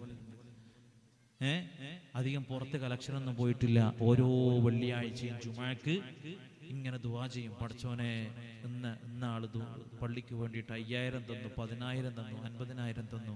അങ്ങനെ ദുആ ചെയ്ത് 2 വർഷമായി ജുമാക്ക് ദുആ ചെയ്യുന്നു. അൽഹംദുലില്ലാഹ് ഈ റമദാൻ തുടങ്ങലോടുകൂടി പള്ളിയുടെ പണി മൊത്തം ഫിനിഷ് ആവുകയാണ്. വേറെ കളക്ഷനൊന്നും അങ്ങനെ പോയിട്ടില്ല. ഇതിൻ്റെ ഇടയ്ക്ക് ഒരു വാപ്പ മരിച്ചു. ഇപ്പൊ ഞാനിങ്ങനെ പറഞ്ഞു ജുമാക്ക് ഇങ്ങനെ പള്ളി അവസാനമായി കുബ്ബന്റെ വർക്കിലേക്ക് നീങ്ങിയാണ്. ഇപ്പൊ കുറച്ച് പൈസ ആവശ്യമുണ്ട്. അൽഹംദുലില്ലാഹ് അടുത്ത വെള്ളിയാഴ്ച ഒരു സഹോദരൻ വന്നിട്ട് പറയാ, വാപ്പ മരിച്ചു ഉസ്താദെ, 8 ലക്ഷം രൂപ ആ കുബ്ബന്റെ പണിയിലേക്ക് തരികയാണ്. അല്ലാഹു കബൂലാക്കട്ടെ. എത്രത്തോളം കൂലിപ്പണിയെടുക്കുന്ന ഒരു സഹോദരൻ. ആ സഹോദരൻ എല്ലാ മാസവും വന്നിട്ട് അദ്ദേഹം പണിയെടുക്കുന്ന ഒരു വിഹിതം എടുത്തരും. ജുമാക്ക് പള്ളിയിൽ വന്നിട്ട് തരും എല്ലാ മാസവും. 1 മാസം പോലും അദ്ദേഹം മുടങ്ങിയിട്ടില്ല. 1 മാസം പോലും അദ്ദേഹം മുടങ്ങിയിട്ടില്ല. എല്ലാ മാസവും കൊണ്ടുവന്ന്. മാരകമായൊരു അസുഖത്തിന് അടിമപ്പെട്ടു പോയൊരു സഹോദരൻ ഇങ്ങനെ പള്ളിയുടെ വർക്കായിട്ട് ബന്ധപ്പെട്ട് ഇത്ര സ്ക്വയർ ഫീറ്റ് നമുക്ക് ഫ്ലോറിൽ ടൈല് വിരിക്കണം എന്ന് പറഞ്ഞപ്പോ അടുത്ത വെള്ളിയാഴ്ച വന്നിട്ട് പറഞ്ഞു, ഉസ്താദ് അത് മുഴുവൻ ഞാൻ ഏറ്റെടുത്തു. അദ്ദേഹത്തിന്റെ സാമ്പത്തിക നില അന്വേഷിച്ച് നോക്കുമ്പോൾ വലിയ സമ്പത്തുള്ള ആളൊന്നല്ല. അദ്ദേഹം നിയ്യത്താക്കി. അൽഹംദുലില്ലാഹ് അദ്ദേഹത്തിന്റെ അസുഖം ഭേദമായി കൊണ്ടിരിക്കുക. അദ്ദേഹം ഇപ്പോഴും പറയും, ഇത് ഞാൻ കൊടുത്തതിന് ശേഷം റബ്ബെനിക്കുണ്ടായത് ഇങ്ങനെ ഒരു സഹായം അള്ളാഹുവിന്റെ ഭാഗത്തു നിന്ന് കിട്ടിയത്. പള്ളിക്ക് വേണ്ടി കൊടുക്കുക എന്ന് പറയുന്നത് എന്തല്ല ചില്ലറ കാര്യമല്ല മുഅ്മിനെ. അതുകൊണ്ട് ഞാൻ പറഞ്ഞെന്തിനാണെന്നറിയോ, ഇങ്ങനൊരു പള്ളി സുന്ദരമായ രീതിയിൽ ഇവിടെ ഉണ്ടാക്കിയിട്ട് അതിന് 1 രൂപ പോലും കടമുണ്ടെങ്കിൽ മുഅ്മിനീങ്ങളെ അത് നിങ്ങളെല്ലാവരും ഏറ്റെടുക്കുക. നിങ്ങൾ ഏറ്റെടുക്കൂലേ? ഇൻഷാ അല്ലാഹ് പറഞ്ഞേ. ഇൻഷാ അല്ലാഹ് അല്ലാഹു തൗഫീഖ് ചെയ്യട്ടെ. എത്ര പൈസ കടമുണ്ട് മുനീർക്ക? ഏകദേശം 8 ലക്ഷത്തോളം റുപ്യ കടമുണ്ട്. എത്ര വീടുണ്ട് ഇവിടെ? 250 250 വീടുണ്ട് അല്ലേ? ഈ 250 വീട്ടിലെ ഓരോ മെമ്പർമാരുടെയും കടാണ് ഇത് ഈ പള്ളിയുടെ കടം എന്നുള്ളത്. അതുകൊണ്ട് റമദാനാ വരാൻ പോകുന്നത്. മനസ്സിന് നിയ്യത്താക്കുക. എന്താ നിയ്യത്താക്കണ്ടെന്നറിയോ? ഞാൻ പറഞ്ഞുതരാം. എന്താ നിയ്യത്താക്കണ്ടെന്നറിയോ? പടച്ചോനെ, ആ 8 ലക്ഷം രൂപയും ഞാൻ ഏറ്റെടുക്കാൻ ആഗ്രഹമുണ്ട് റബ്ബേ, പക്ഷെ എന്റെ കയ്യിലെത്തില്ല. എന്റെ കയ്യിൽ നിങ്ങളിത് കേട്ടപ്പോ വിഷമം വന്നില്ല. 8 ലക്ഷം റുപ്യ കടവുണ്ട്, പക്ഷെ അത് തീർക്കാൻ ചില ആൾ ചിന്തിക്കും, അത് തീർക്കാൻ എനിക്ക് ആഗ്രഹമുണ്ടല്ലോ റബ്ബേ. ചില ആൾ ചിന്തിച്ചു പോയിട്ടുണ്ടാവും. പക്ഷെ എന്തില്ല റബ്ബേ, കയ്യിലതിന് ക്യാഷ് ഇല്ല റബ്ബേ. അങ്ങനെ ഒരു മനുഷ്യൻ ചിന്തിക്കുകയും എന്നിട്ട് റബ്ബ് കൊടുത്ത ക്യാഷ് 1000 രൂപയാണെങ്കിൽ അതിൽ നിന്നും ചിന്തിക്കണേ, ശ്രദ്ധിക്കണേ, 1000 രൂപയാണെങ്കിൽ ഒരു 100 രൂപ മാറ്റാം. എന്തിന്? ഈ പള്ളിയുടെ കടം തീർക്കാൻ വേണ്ടിയിട്ട്. മനസ്സിലായോ? 10,000 രൂപ സാലറി കിട്ടുന്ന ആളാണെങ്കിൽ ഒരു 1000 രൂപ മാറ്റാം. 1 ലക്ഷം രൂപ സാലറി കിട്ടുന്ന ആളാണെങ്കിൽ ഒരു 10,000 രൂപ മാറ്റാം. 50,000 കിട്ടുന്ന ഒരാളാണെങ്കിൽ എന്താവുക? ഒരു 5,000 രൂപ മാറ്റാം. എന്തിന്? പള്ളിയുടെ. എന്താ നിയ്യത്ത്? അത് മുഴുവനും ഏറ്റെടുക്കാൻ എനിക്ക് ആഗ്രഹമുണ്ട് റബ്ബേ, പക്ഷെ അത് തീർക്കാനുള്ള സാമ്പത്തിക ശേഷി എന്റെ കയ്യിലില്ല. അങ്ങനെ ഒരു മനുഷ്യൻ നിയ്യത്ത് വെച്ചിട്ട് അവന് പറ്റുന്ന രീതിയിൽ സഹായിച്ചാൽ അവർക്ക് കിട്ടുന്ന പ്രതിഫലം എന്താണെന്നറിയോ? ഖാല റസൂലുള്ളാഹി സ്വല്ലല്ലാഹു അലൈഹി വസല്ലം, നിയ്യത്തുൽ മുഅ്മിനി ഖൈറും മിൻ അമലിഹി. മുഅ്മിനിന്റെ നിയ്യത്തിന്റെ പ്രതിഫലം അല്ലാഹുവിന്റെ ഹബീബ് പഠിപ്പിക്കുകയാണ്, ഖൈറും മിൻ അമലിഹി. അവൻ ആ പ്രവൃത്തി ചെയ്യുന്നതിനേക്കാളും പ്രതിഫലം ആത്മാർത്ഥമായ നിയ്യത്ത് വെച്ച് ആ പ്രതിഫലം ചെയ്തിട്ടില്ലെങ്കിലും അല്ലാഹു നൽകുമെന്ന് ആദരവായ നബി മുഹമ്മദ് മുസ്തഫ. ഞാൻ നിയ്യത്ത് വെക്കാൻ പറഞ്ഞെന്തിനാ മനസ്സിലായോ? അത് മുഴുവൻ 8 ലക്ഷം ഏറ്റെടുക്കാൻ എനിക്ക് ആഗ്രഹമുണ്ട് അല്ലാഹ്, ആത്മാർത്ഥമായ നിയ്യത്ത. പക്ഷേ അത് മുഴുവനും തീർക്കാൻ എൻ്റെ അടുത്ത് പൈസ ഇല്ല റബ്ബേ. എന്നാലും റബ്ബേ നിങ്ങൾക്ക് ഒരു 10,000 തന്നിട്ടുണ്ടല്ലോ അല്ലാഹ്, ഒരു 1000 രൂപ അതിലേക്ക്. എന്നാൽ 8 ലക്ഷം രൂപ ഏറ്റെടുത്തതിനേക്കാളും പ്രതിഫലം ഏതിലുണ്ട്? ആ കൊടുത്ത 1000 രൂപയിലുണ്ട്. മനസ്സിലായോ? മനസ്സിലായോ? അതുകൊണ്ട് ഈ പരിശുദ്ധ റമദാന വരാൻ പോകുന്നത് ഓരോരുത്തരും കരുതിക്കോള റബ്ബേ. എൻ്റെ കയ്യിൽ മാലയുണ്ട്, വളയുണ്ട്, പാദസരമുണ്ട്, ചെയിനുണ്ട്, എല്ലാം ഉണ്ട്. റബ്ബേ, ഇത് മുഴുവൻ ഇത് കേട്ടപ്പോൾ എനിക്ക് കൊടുക്കണം എന്ന് ആശയുണ്ട്. പക്ഷേ എൻ്റെ മക്കളൊക്കെ വലുതാന്നുണ്ടല്ലോ റബ്ബേ, അവർക്ക് എന്തെങ്കിലും ബാക്കിയാക്കണ്ടേ. നല്ല നീയത്താ, കുഴപ്പമൊന്നുമില്ല. എന്നാലും റബ്ബേ ഒരു കമ്മലെങ്കിലും ഞാൻ എവിടെ കൊടുക്കും, ഈ പള്ളിയുടെ കടം തീർക്കാൻ വേണ്ടി കൊടുക്കും. ഒരു റിങ്ങെങ്കിലും ഞാൻ ഇവിടെ കൊടുക്കും. ഉമ്മമാരെ, പള്ളിക്ക് വേണ്ടി റമദാനാ വരാൻ പോകുന്നു, ആ കടം തീർക്കാൻ വേണ്ടിയിട്ട് കൊടുക്കും. അള്ളാഹു തൗഫീഖ് ചെയ്യട്ടെ, അള്ളാഹു തൗഫീഖ് ചെയ്യട്ടെ. ഇവർ കളക്ഷൻ നടത്താനോ പിരിവ് നടത്താനോ വല്ലാഹി സുമ്മ വല്ലാഹി എന്നോട് പറഞ്ഞിട്ടില്ല കേട്ടോ, ആരും പറഞ്ഞിട്ടില്ല. ഇതൊക്കെ ഇവർ കമ്മിറ്റി ഉസ്താദിനോട് പറഞ്ഞിട്ട് പറയിപ്പിക്കുന്ന ആരും ചിന്തിച്ചേക്കല്ലേ. ഫാറൂഖ് ദാരിമി ഉസ്താദും പറഞ്ഞിട്ടില്ല. പക്ഷെ ഇത്രയും സുന്ദരമായ പള്ളി കണ്ടപ്പോ എന്തെങ്കിലും ബാധ്യതയുണ്ടോ എന്ന് ചോദിച്ചപ്പോ ബാധ്യതയുണ്ട് എന്ന് കേട്ടപ്പോ ഒരു വിഷമം വന്നപ്പോ ഏതാണ് പറഞ്ഞു പോയതാണ്. അത് നിങ്ങൾ തീർത്തു കൊടുക്കുമല്ലോ എന്ന് പറഞ്ഞ ഇൻഷാ അല്ലാഹ് നിങ്ങൾ തീർത്തു കൊടുക്കുമല്ലോ. റമദാൻ കയ്യലോട് അല്ലെ, റമദാൻ കയ്യലോടുകൂടി നിങ്ങൾ തീർത്തു കൊടുക്കുമല്ലോ ഇൻഷാ അല്ലാഹ്. അല്ലാഹു തൗഫീഖ് ചെയ്യട്ടെ, അല്ലാഹു തൗഫീഖ് ചെയ്യട്ടെ. ഞാൻ ഫാറൂഖ് ഉസ്താദിനോട് ചോദിക്കും, റമദാൻ കഴിഞ്ഞിട്ട് ഉസ്താദെ കടക്കെ തീർന്നു? അപ്പൊ ഉസ്താദ് പറയണം, അൽഹംദുലില്ലാ ഷാക്കിർ ദാരിമി എല്ലാം തീർന്ന്. അപ്പൊ ഞാൻ അൽഹംദുലില്ലാ ആ സന്തോഷത്തിൽ നിങ്ങൾക്ക് വേണ്ടിയിട്ടുണ്ടാവും ഒരു വോയിസ് ഉസ്താദിന് അയച്ചു കൊടുക്കും. അല്ലാഹു അതൊക്കെ ചെയ്യാൻ തൗഫീഖ് ചെയ്യട്ടെ, ആമീൻ. അപ്പൊ മുഅ്മിനീങ്ങളെ, ഈമാനുള്ളവർക്ക് ഇതൊക്കെ ഇഖ്ലാസോടുകൂടി എന്താക്കാൻ പറ്റും, ചെയ്യാൻ ചെയ്യിപ്പിക്കാനൊക്കെ പറ്റൂ. അവിടെയാണ് ഖുർആൻ പറഞ്ഞത്. ഈ ഖുർആൻ ഏറ്റെടുത്തവരാരാണ്? ദാലിക്കൽ കിതാബു ലാ റൈബ ഫീഹി ഹുദൽ ലിൽ മുത്തഖീൻ. ഖുർആൻ കൊണ്ട് രക്ഷപ്പെട്ട വിഭാഗം ഒന്നാണ്. ആ വിഭാഗത്തിന്റെ പേരാണ് അൽ മുത്തഖീൻ. മുത്തഖീങ്ങൾ എന്ന വിഭാഗമെന്ന് പരിശുദ്ധ ഖുർആൻ തന്നെ പരിചയപ്പെടുത്തുകയാണ്. ആരാണ് മുത്തഖീങ്ങൾ? ഞാൻ അവസാനിപ്പിക്കുകയാണ്. ആരാണ് മുത്തഖീങ്ങൾ? പരിശുദ്ധ ഖുർആൻ തന്നെ പറയുകയാണ്, യുഖീമൂനസ്സലാ, 5 വക്ത് നമസ്കാരം മുറ പോലെ നിർവഹിക്കുന്നവൻ ആരാണോ, നിർവഹിക്കുന്നവൾ ആരാണോ, അവരാണ് മുത്തഖീങ്ങൾ എന്ന് പരിശുദ്ധ ഖുർആൻ. തോന്നും സല്ലിയുടെ പേര് മുത്തഖി എന്ന് വരില്ല. ആളെ കാണിക്കാൻ വേണ്ടിയിട്ട് നമസ്കരിക്കുന്നവരുടെ പേരും മുത്തഖീങ്ങൾ ഉൾപ്പെടുകയില്ല. അല്ലദീന യുഖീമൂനസ്സലാ, 5 വക്ത് നമസ്കാരം അതാത് സമയത്ത് മഹത്വത്തോടു കൂടി ആത്മാർത്ഥമായിട്ട് ഇഖ്ലാസോടെ ഖുശൂഓടെ ഭയഭക്തിയോടെ എൻ്റെ റബ്ബ് എന്നെ 5 വക്ത് സമയങ്ങളിൽ വെയിറ്റ് ചെയ്യുകയാണല്ലോ, ആ റബ്ബിനെ ഞാനിതാ മറുപടി കൊടുക്കുകയാണ് എന്ന ബോധത്തോടു കൂടി ആത്മാർത്ഥമായിട്ട് മാധുര്യത്തോടെ ലദ്ദത്തോടെ നമസ്കരിക്കുന്നവൻ ആരാണോ, നമസ്കരിക്കുന്നവൾ ആരാണോ, അവരാണ് മുത്തഖി എന്ന് പരിശുദ്ധ ഖുർആൻ. നിസ്കാരമായി നിസ്കരിക്കുന്നവന്റെ പേരാണെന്ത്? മുത്തഖി. നമ്മുടെയൊക്കെ നിസ്കാരം എങ്ങനെയാ? പള്ളിയിൽ വന്ന സുബ്ഹാനല്ലാഹ് കുറെ ആള് നോക്കുന്നുണ്ട്, അവ കുറിച്ച് നോക്കുന്നുണ്ട്, മമ്മച്ച നോക്കുന്നുണ്ട്. അല്ലാഹു അക്ബർ ബിസ്മില്ലാഹി റഹ്മാനിർ റഹീം. എന്റെ വീട്ടിന്റെ റൂമിന്റെ അകത്തുനിന്ന് അവ കുറിച്ചുമില്ല, മമ്മറിച്ചുമില്ല, പോകർച്ചുമില്ല. അല്ലാഹു അക്ബർ അല്ലാഹു അക്ബർ അല്ലാഹു അക്ബർ, അസ്സലാമു അലൈക്കും വറഹ്മത്തുള്ളാഹി, അസ്സലാമു അലൈക്കും വറഹ്മത്തുള്ളാഹി. ഇതാരുടെ നിസ്കാരമല്ല, മുത്തഖീങ്ങളുടെ നിസ്കാരമല്ല. മുത്തഖീങ്ങൾ എന്ന് പറയുന്നവർ ദുആഇന് ഏറ്റവും കൂടുതൽ ഇജാബത്ത് ലഭിക്കുന്ന ദുആയും ദുആക്ക് ഏറ്റവും കൂടുതൽ ഇജാബത്ത് ലഭിക്കുന്നതായ സമയങ്ങളൊക്കെ മാക്സിമം ഉപയോഗപ്പെടുത്തുന്നവരാണ്. ഒരു മനുഷ്യൻ വിജയിയാണോ പരാജിതനാണോ എന്ന് മനസ്സിലാക്കാനുള്ള ഏറ്റവും നല്ല വഴി എന്താ? അവന്റെ ആഖിബത്ത് എങ്ങനെയാണ്, അവസാനം എങ്ങനെയാണ്, അവിടെയാണ് ആ മനുഷ്യൻ വിജയിയാണോ പരാജയാണോ എന്ന് മനസ്സിലാക്കാൻ സാധിക്കുന്നത്. അതേപോലെ തന്നെയാണ് ഒരു മനുഷ്യന്റെ അമലുകള്, ഒരു മനുഷ്യൻ ചെയ്യുന്ന പ്രവൃത്തി എത്രത്തോളം നന്നായിട്ടുണ്ടോ എന്ന് മനസ്സിലാക്കാനുള്ള ഏറ്റവും നല്ല വഴി ആ പ്രവൃത്തിയുടെ ഒടുക്കം എങ്ങനെയാണോ അതേപോലെയായിരിക്കും ആ പ്രവൃത്തി ഏറ്റവും നന്നായിട്ടുണ്ടാവുക.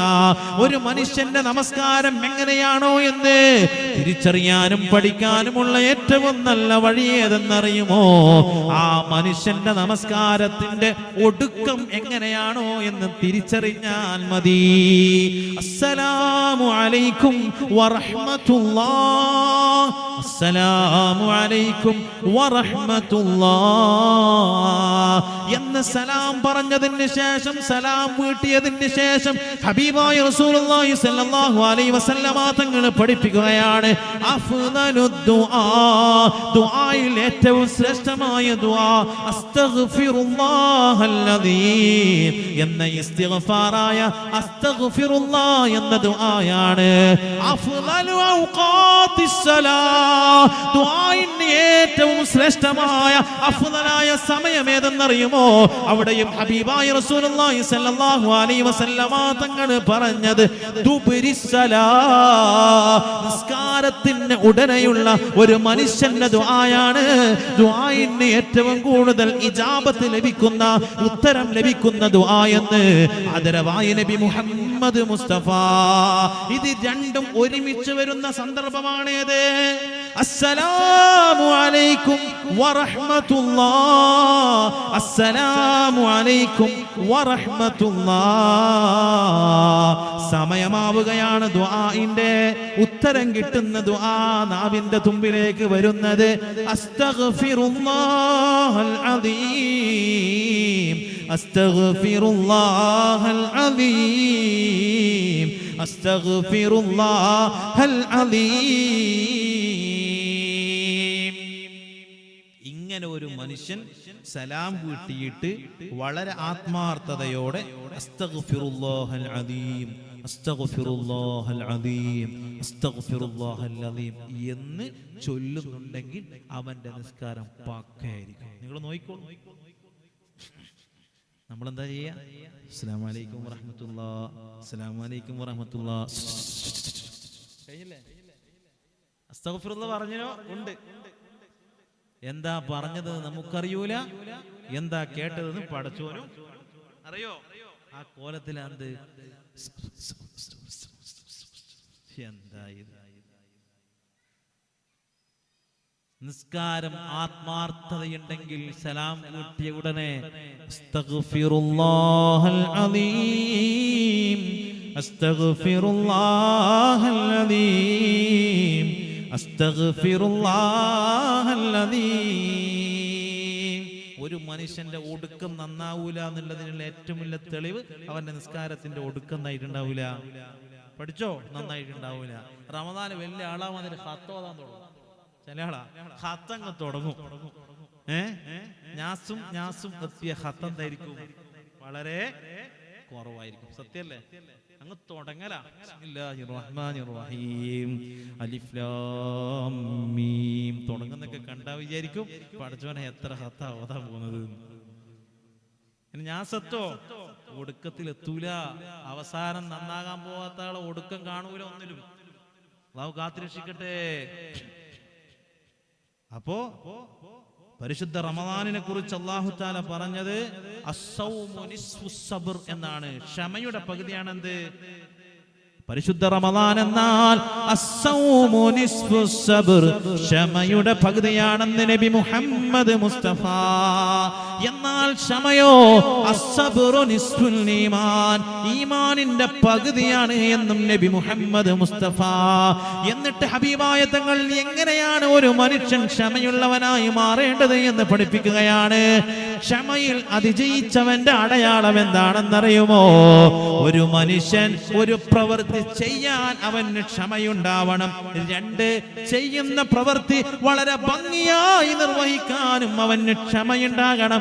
3, ആ പ്രവൃത്തി വളരെ സുന്ദരമായ രീതിയിൽ പൂർത്തീകരിച്ച് കിട്ടിയതിന് ശേഷം സൂക്ഷിച്ചു വെക്കാനും അവന് ക്ഷമയുണ്ടാകണമെന്ന് ആദരവായ നബി മുഹമ്മദ് മുസ്തഫ. ഉദാഹരണം പറയുകയാണെങ്കിൽ പരിശുദ്ധമാക്കപ്പെട്ട ഖുർആൻ ഓതി തുടങ്ങാൻ ഓതാൻ ക്ഷമയുണ്ടാകണം. 2, ആ ഓതുന്ന ഓത്തായി മാറണമെങ്കിലും ക്ഷമയുണ്ടാകണം. 3, അത് നല്ല രീതിയിൽ പര്യവസാനിപ്പിക്കാനും പൂർത്തീകരിക്കാനും അതൊക്കെ സൂക്ഷിച്ചു വെക്കാനും അവന് ക്ഷമയുണ്ടാകണം. ഈ 3 രീതിയിൽ ക്ഷമ പൂർത്തീകരിച്ചാൽ മാത്രമേ അവന്റെ ക്ഷമ പൂർത്തിയാവുകയുള്ളൂ. ആ ക്ഷമയാണ് പരിശുദ്ധ റമദാനിന്റെ പകുതിയായി അല്ലാഹു തആല പഠിപ്പിച്ചത്. അതേപോലെ തന്നെ ഈമാനിന്റെ പകുതിയായി അല്ലാഹു നമ്മെ ബോധവൽക്കരിച്ചതും. മനസ്സിലായോ? നോമ്പ് നോക്കാൻ എന്ത് വേണം? നോമ്പ് നോൽക്കാൻ ക്ഷമ വേണം.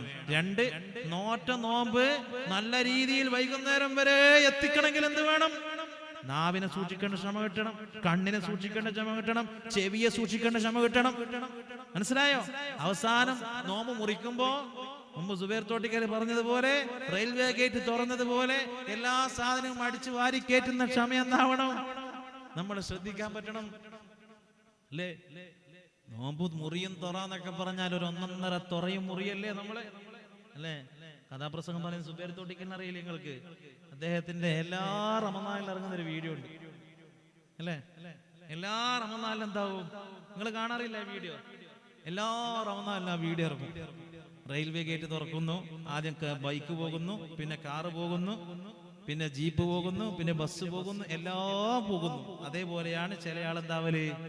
നോമ്പ് മുറിക്കല്. എന്തൊക്കെയാ കിട്ടുന്ന എല്ലാം വാരി വലിച്ച് വായിലിട്ട് അവസാനം റുമ്മാൻ പഴത്തിന്റെ ചെറിയ ചെറിയ തരി കാണുമ്പോൾ അതും ഇട്ട് അങ്ങനെ മഗ്‌രിബ് നിസ്കാരത്തിന് പള്ളിയിൽ പോയിട്ട് സുജൂദിലേക്ക് പോകുമ്പോൾ അവസാനം നിന്ന് റുമ്മാന്റെ ഗുരു എന്താവുകയാണ്? പുറത്തേക്ക് തെറിക്കുന്ന അവസ്ഥ. ഇതാണ് നമ്മുടെ നോമ്പ്. ഈ വീഡിയോ എല്ലാ റമദാനിലും എന്താവും? പുറത്തിറങ്ങുകയും ചെയ്യും. ഇതൊക്കെ കൺട്രോൾ ചെയ്യാൻ എന്ത് വേണം നോമ്പിന്? അതാണ് അവസാനിപ്പിക്കുന്നതിൽ ക്ഷമയാണേത്? റമദാനിൽ ഏറ്റവും കൂടുതൽ ദുആക്ക് ഉത്തരം കിട്ടുന്ന സമയമാണേത്? നോമ്പ് മുറിക്കുന്ന സമയം എന്നുള്ളത്. ആ സമയത്ത് ദുആ ചെയ്യാൻ എന്ത് വേണം? ക്ഷമ വേണം. എന്നാലേ പറ്റൂ.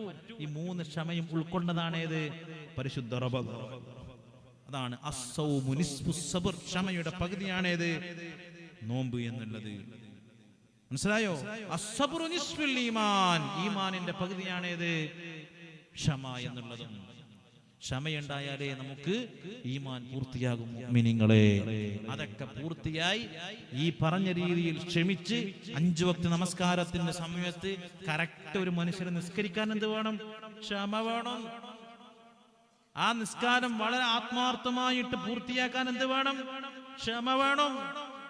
ആ നിസ്കാരം അവസാനിപ്പിച്ച് അസ്തഗ്ഫിറുല്ലാഹൽ അദീം, അസ്തഗ്ഫിറുല്ലാഹൽ അദീം, അസ്തഗ്ഫിറുല്ലാഹൽ അദീം എന്ന് ഇസ്തിഗ്ഫാർ ചൊല്ലാനും എന്ത് വേണം? ക്ഷമ വേണം. മനസ്സിലായോ? ക്ഷമന്റെ പ്രസക്തി ചെറുതല്ല. നമുക്കൊക്കെ എല്ലാവർക്കും അസുഖങ്ങളെ കൊണ്ട് ഇങ്ങനെ പൊറുതിമുട്ടിയാണല്ലേ? ഇവിടെ ഒരു അസുഖം ഇല്ലാത്ത ആരെങ്കിലും ഉണ്ടെന്ന് കയ്യുയർത്തേ കാണട്ടെ. ചെറിയ മക്കളോടല്ല ചോദിക്കുന്നത്, വലിയ ആൾക്കാർ ആരെങ്കിലും ഉണ്ടോ ഒരു അസുഖം ഇല്ലാത്ത? ആരുമില്ല, എല്ലാവർക്കും അസുഖമുണ്ട്.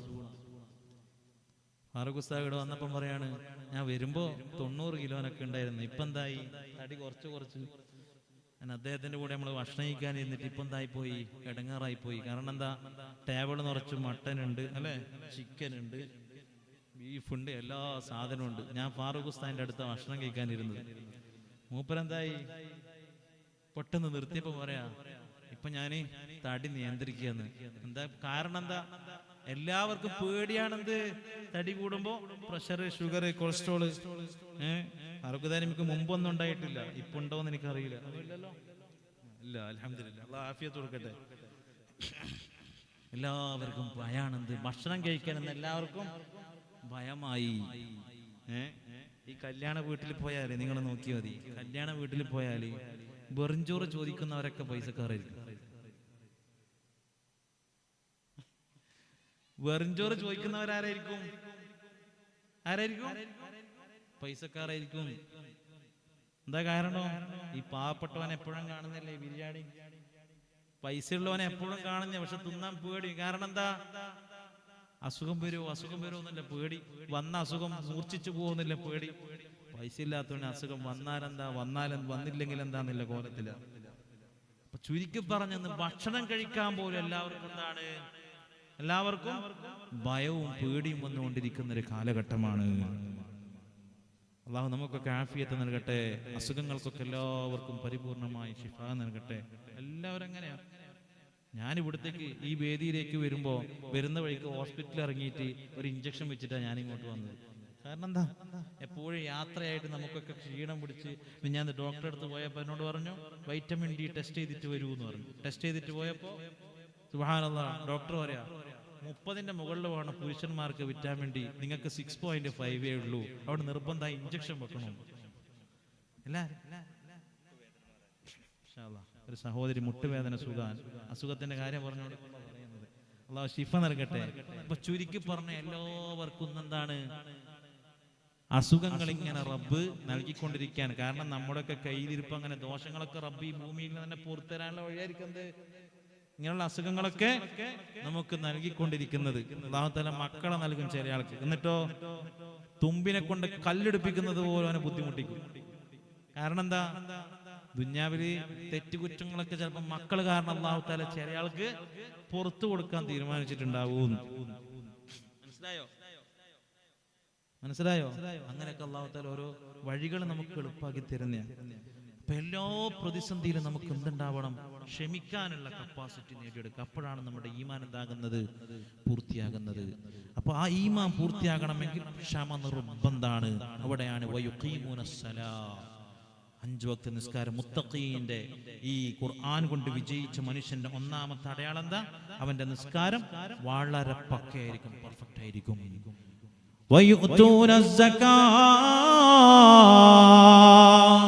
അതേപോലെ തന്നെ കറക്റ്റ് സക്കാത്ത് കൊടുത്തു വീട്ടുന്നവനായിരിക്കും. സക്കാത്ത് കാൽക്കുലേറ്റ് ചെയ്ത് കൊടുത്തു വീട്ടുന്നവനായിരിക്കും യഥാർത്ഥ മുത്തഖി എന്ന് പരിശുദ്ധ ഖുർആൻ. ഈ സക്കാത്തിൽ ഒരു പോസിറ്റീവ് ഉണ്ട്. എന്താണെന്നറിയോ? തട്ടിപ്പും വെട്ടിപ്പും നടത്തിയിട്ട് ഒരു മനുഷ്യൻ പൈസ ഉണ്ടാക്കിയ ഓനെന്താവൂല? സക്കാത്ത് കൊടുക്കോ? ഒരാള് ഫ്രോഡ് കളിച്ചിട്ട് ബിസിനസ്സോ കച്ചവടമോ ചെയ്തിട്ട് ആ പൈസന്റെ സക്കാത്ത് കൂട്ടിയിട്ട് ആരും കൊടുക്കോ? കാരണം എന്താ? അള്ളാന്റെ അടുത്ത് രക്ഷപ്പെടാനല്ലേ ഈ സക്കാത്ത് കൊടുക്കുന്നത്. ഉടായ്പിൽ കൂടി പൈസ ഉണ്ടാക്കിയിട്ട് സക്കാത്ത് കൊടുക്കാൻ നിൽക്കൂല. കാരണം എന്താ? പടച്ചോനെ വഞ്ചിച്ചിട്ടല്ലേ ഈ സമ്പത്ത് ഉണ്ടാക്കുന്നത്. അവനെന്ത് സക്കാത്ത്?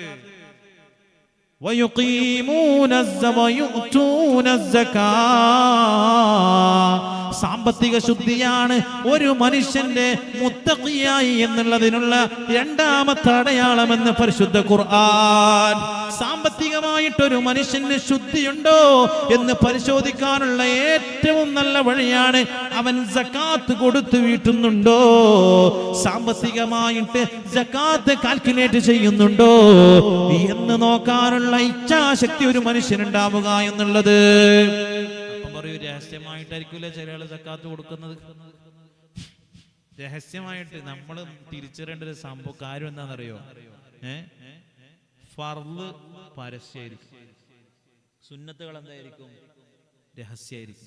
പുരുഷന്മാർ പറയും ഞാൻ ഫർള് ആരും അറിയാതെ നിസ്കരിക്കും. കൂടുതൽ കൂലി ഏതിനാ? പള്ളിയിൽ വന്ന് ആളെ കൂട്ടത്ത് നിസ്കരിക്കുന്നതിനല്ലേ കൂടുതൽ കൂലി. ഹജ്ജ് ഒരു മനുഷ്യന് രഹസ്യമായിട്ട് ചെയ്യാൻ പറ്റോ? ഹജ്ജ് ഒരു മനുഷ്യന് രഹസ്യമായിട്ട് ചെയ്യാൻ പറ്റോ? ഇല്ല മുഅ്മിനീങ്ങളെ. അതേപോലെ പരസ്യമാക്കേണ്ട അമലാണ് ഇത് സക്കാത്ത്. ആരാ കൊടുക്കുന്നത്? ഏറ്റവും വലിയ പോസിറ്റീവ് പേഴ്സണാലിറ്റിയുടെ അടയാളമാണ് ഇത് സക്കാത്ത്. പരസ്യമായിട്ട് കൊടുക്കുക എന്നുള്ളത്. അവകാശികൾക്ക് അങ്ങോട്ട് തേടി പോവാന്ന ഏതിന്? സക്കാത്തുള്ളവന്റെ വീട്ടിലേക്ക് അങ്ങോട്ട് പോയിട്ട് ചോദിക്കാന്ന്. അത് ആരവകാശാണ്? ആരവകാശാണത്? പാവപ്പെട്ടവന്റെ അവകാശമാണത്.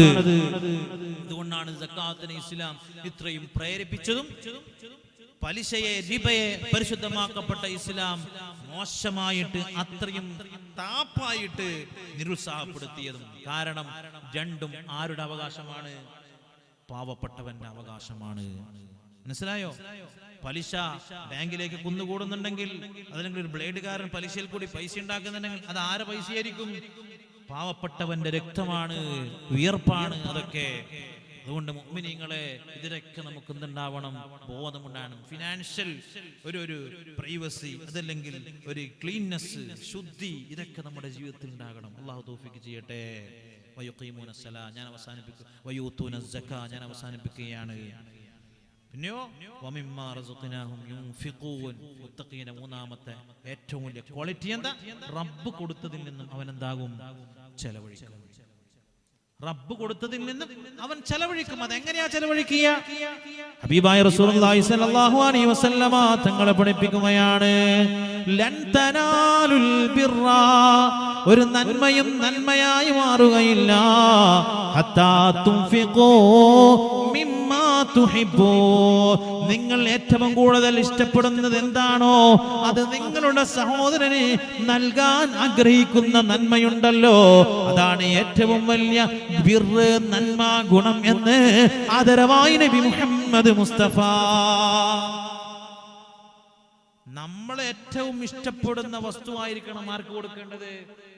നമ്മുടെ സ്നേഹിതന്, സുഹൃത്തിന്, അതല്ലെങ്കിൽ സ്വീകരിക്കാൻ പാകത്തിലുള്ള യോഗ്യർക്ക് നമ്മൾ കൊടുക്കേണ്ടത്. നമ്മൾ എന്താ ചെയ്യാ? വീട്ടിൽ നമ്മൾ ഉപയോഗിക്കാതെ ഡ്രസ്സ് ഉണ്ടെങ്കിൽ അതാർക്ക് കൊടുക്കും? പാവപ്പെട്ടവർക്ക് കൊടുക്കും. നമ്മൾ ഉപയോഗിക്കാൻ പറ്റാത്ത സാധനം ഉണ്ടെങ്കിൽ അത് മറ്റുള്ളവർക്ക് കൊടുക്കും. ഇങ്ങനെയല്ല ഇസ്ലാം പഠിപ്പിച്ചത്. ഇസ്ലാമിന്റെ രീതി അതല്ല. നമ്മൾ ഇഷ്ടപ്പെടുന്നത് എന്താണോ? നമ്മളൊരു വീട്ടിലേക്ക് വിരുന്നിന് പോകുന്നു വിചാരിക്കും, സാധനം വാങ്ങണം. ആ വീട്ടിലേക്ക് നമ്മളെ സാധനം വാങ്ങാൻ പോയിട്ട് കടയിൽ ഫ്രൂട്ട്സ് അന്വേഷിക്കും. 3 സൈസ് ആപ്പിള്, ഒന്നിന് kg-ക്ക് 250 രൂപ, ഒന്നിന് 150 രൂപ, ഒന്നിന് 100 രൂപ. ഒരു വീട്ടിലേക്ക് പോകുമ്പോൾ നമ്മൾ ഏതാ വാങ്ങാ? 100 രൂപ അല്ലേ? നമ്മുടെ സ്വന്തം മക്കൾക്ക് തീറ്റിക്കാൻ വേണ്ടി നോക്കുമ്പോ ഏതാ വാങ്ങാ? 250. ഇത് നീതിയല്ല. ഇസ്ലാം പഠിപ്പിക്കുകയാണ്, ലൻ തനാലുൽ ബിർറ ഹത്താ തുൻഫിഖൂ മിമ്മാ തുഹിബ്ബു, നിങ്ങൾ ഇഷ്ടപ്പെടുന്നതായിരിക്കണം ആർക്കും കൊടുക്കേണ്ടത്, മറ്റുള്ളവർക്കും കൊടുക്കേണ്ടത്. അല്ലാഹു തൗഫീഖ് ചെയ്യട്ടെ. ഇതൊക്കെ ഉൾക്കൊണ്ടുകൊണ്ട് ജീവിക്കുന്നവന്റെ പേരാണ് ആര്? മുത്തഖി എന്ന് പറയുന്നത്. അവരാണ് ഖുർആൻ കൊണ്ട് വിജയിച്ച, ഹിദായത്തിന്റെ വഴികളിലെത്തിയവർ എന്ന്. ഹുദല്ലിൽ മുത്തഖീൻ, മുത്തഖീങ്ങളാണ് ഖുർആൻ കൊണ്ട് വിജയിച്ചവര്. ഈ ഖുർആൻ മാനവിക യുഗത്തിലേക്ക് അല്ലാഹു ഇറക്കുകയാണ്. ശഹ്റു റമളാനല്ലദീ ഉൻസില ഫീഹിൽ ഖുർആൻ ഹുദല്ലിൽ മുത്തഖീൻ എന്ന് ഖുർആൻ അവിടെ പറഞ്ഞില്ല. ഹുദല്ലിന്നാസ്, മനുഷ്യരിലേക്ക് ഖുർആൻ ഇറങ്ങുന്നു. അതിൽ നിന്നും വിജയം കൈവരിച്ച മനുഷ്യരാരെന്നറിയുമോ? ഹുദല്ലിൽ മുത്തഖീൻ, മുത്തഖീങ്ങൾ എന്ന് പറയുന്ന വിഭാഗമാണ്. അവരുടെ ക്വാളിറ്റി എന്താ? വയുഖീമൂനസ് സലാ, 5 വക്ത് നിസ്കാരം മുറ പോലെ നിർവഹിക്കുന്നു. വയുതൂനസ് സകാ, സകാത്ത് കറക്റ്റ് കൊടുത്തു വീട്ടുന്നു. അതേപോലെ തന്നെ വയുമിനൂന വയുതൂനസ് സകാ വയുൻഫിഖൂൻ, അവർ ചെലവഴിക്കുകയാണ്. അല്ലാഹു തആല നൽകിയതിൽ നിന്നും ചെലവഴിക്കുകയാണ്. ഈ ക്വാളിറ്റിയൊക്കെ കോർത്തിണങ്ങിയ ജീവിതം ഒരു മനുഷ്യനുണ്ടെങ്കിൽ അവർ വിജയിച്ച വിജയികളാണ് എന്ന് പരിശുദ്ധ ഖുർആനിൽ ഖാല അല്ലാഹു അസ്സ വജൽ.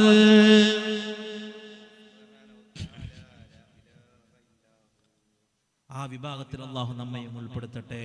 അപ്പൊ ഇത്രയേ എന്ന് പറഞ്ഞിട്ടുള്ളൂ. ഏകദേശം 2 മണിക്കൂറോളായി ഞാൻ ഈ വിഷയം നിങ്ങളുടെ മുമ്പിൽ ഇങ്ങനെ അവതരിപ്പിക്കുകയാണ്. ഞാൻ ആദ്യം പറഞ്ഞു, ഞാൻ അതിന്റെ കൺക്ലൂഷനിലേക്ക് പോവുകയാണ്. ഒന്നാമതായിട്ട് ഖുർആൻ നമ്മൾ കൂടുതൽ എന്താവണം? പഠിക്കാനും ഇൻഷാ അല്ലാഹ് പ്രാവർത്തികമാക്കാനും ശ്രദ്ധിക്കാൻ പറഞ്ഞു. വ്യത്യസ്തമായ ശൈലി, എത്ര കേട്ടാലും മടുക്കാത്ത, എത്ര പഠിച്ചാലും മതിയാവാത്ത ഖുർആനിന്റെ ശൈലികൾ പഠിക്കാൻ ശ്രമിക്കുക. 2, ആ പരിശുദ്ധമാക്കപ്പെട്ട ഖുർആനിനെ അല്ലാഹു തആല ഇറക്കിയിട്ട് ഒന്നാമതായിട്ട് നമ്മുടെ വിശ്വാസത്തെ അടിയുറപ്പിക്കാൻ വേണ്ടി പറഞ്ഞു. അലിഫ് ലാം മീം ദാലികൽ കിതാബു ലാ റൈബ ഫീഹ്. 3, ആ ഖുർആൻ അല്ലാഹു തആല ആരിലേക്കാണ് ഇറക്കിയത്? മാനവിക കുലത്തിലേക്ക്, മനുഷ്യരിലേക്കാണ് ഇറക്കിയത്. ആരുടെ കയ്യിലേക്കാണ് കൊടുത്തത്? മനുഷ്യരിലെ ഏറ്റവും ശുദ്ധമായ കരം, ഏറ്റവും ഉന്നതമായ പദവിയിലുള്ള വ്യക്തിത്വം നബി മുഹമ്മദ് മുസ്തഫ സല്ലല്ലാഹു അലൈഹി വസല്ലം തങ്ങളുടെ കരങ്ങളിലേക്ക്. ഏത് മാസമാണ് ഇറക്കിയത്? മാസങ്ങളുടെ നേതാവായ ഏറ്റവും ശ്രേഷ്ഠമാക്കപ്പെട്ട മാസം ശഹ്റു റമളാനിൽ അല്ലേ? ആ ഖുർആൻ കൊണ്ട് വിജയിച്ചവർ ആരാണ്? മുത്തഖീങ്ങളാണ്. പഠിച്ചില്ലേ? ആരാ മുത്തഖീങ്ങള്?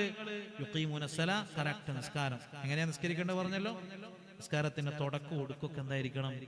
വളരെ പെർഫെക്റ്റ് ആയിരിക്കണം. പെർഫെക്റ്റ് ആയതിന് അടയാളം എന്താ? അവസാനം ഒടുക്കെന്തായിരിക്കും? സലാം കൂട്ടിയാലും വളരെ ചിട്ടയോടെ ഇരുന്ന് അസ്തഗ്ഫിറുല്ലാഹൽ അദീം, ഇതൊക്കെ ഒരുപാട് സമയം ചർച്ച ചെയ്യേണ്ട വിഷയമാണ്. ഞാൻ അവസാനിപ്പിക്കുകയാണ്. ഇതായിരിക്കണം നിസ്കാരം. 2, വയുതൂനസ് സക്കാ, കറക്റ്റ് ഫിനാൻഷ്യലി മനുഷ്യന്റെ ജീവിതത്തിൽ ശുദ്ധി ഉണ്ടാവുക. ആ രീതിയിൽ സമ്പത്തൊക്കെ കാൽക്കുലേറ്റ് ചെയ്ത്, പ്രത്യേകിച്ച് റമളാനൊക്കെ നമ്മൾ അവസാനത്തെ 10ലേക്കൊക്കെ പോകുമ്പോൾ ഇൻഷാ അല്ലാഹ് ആ രീതിയിലേക്ക് എന്താവണം?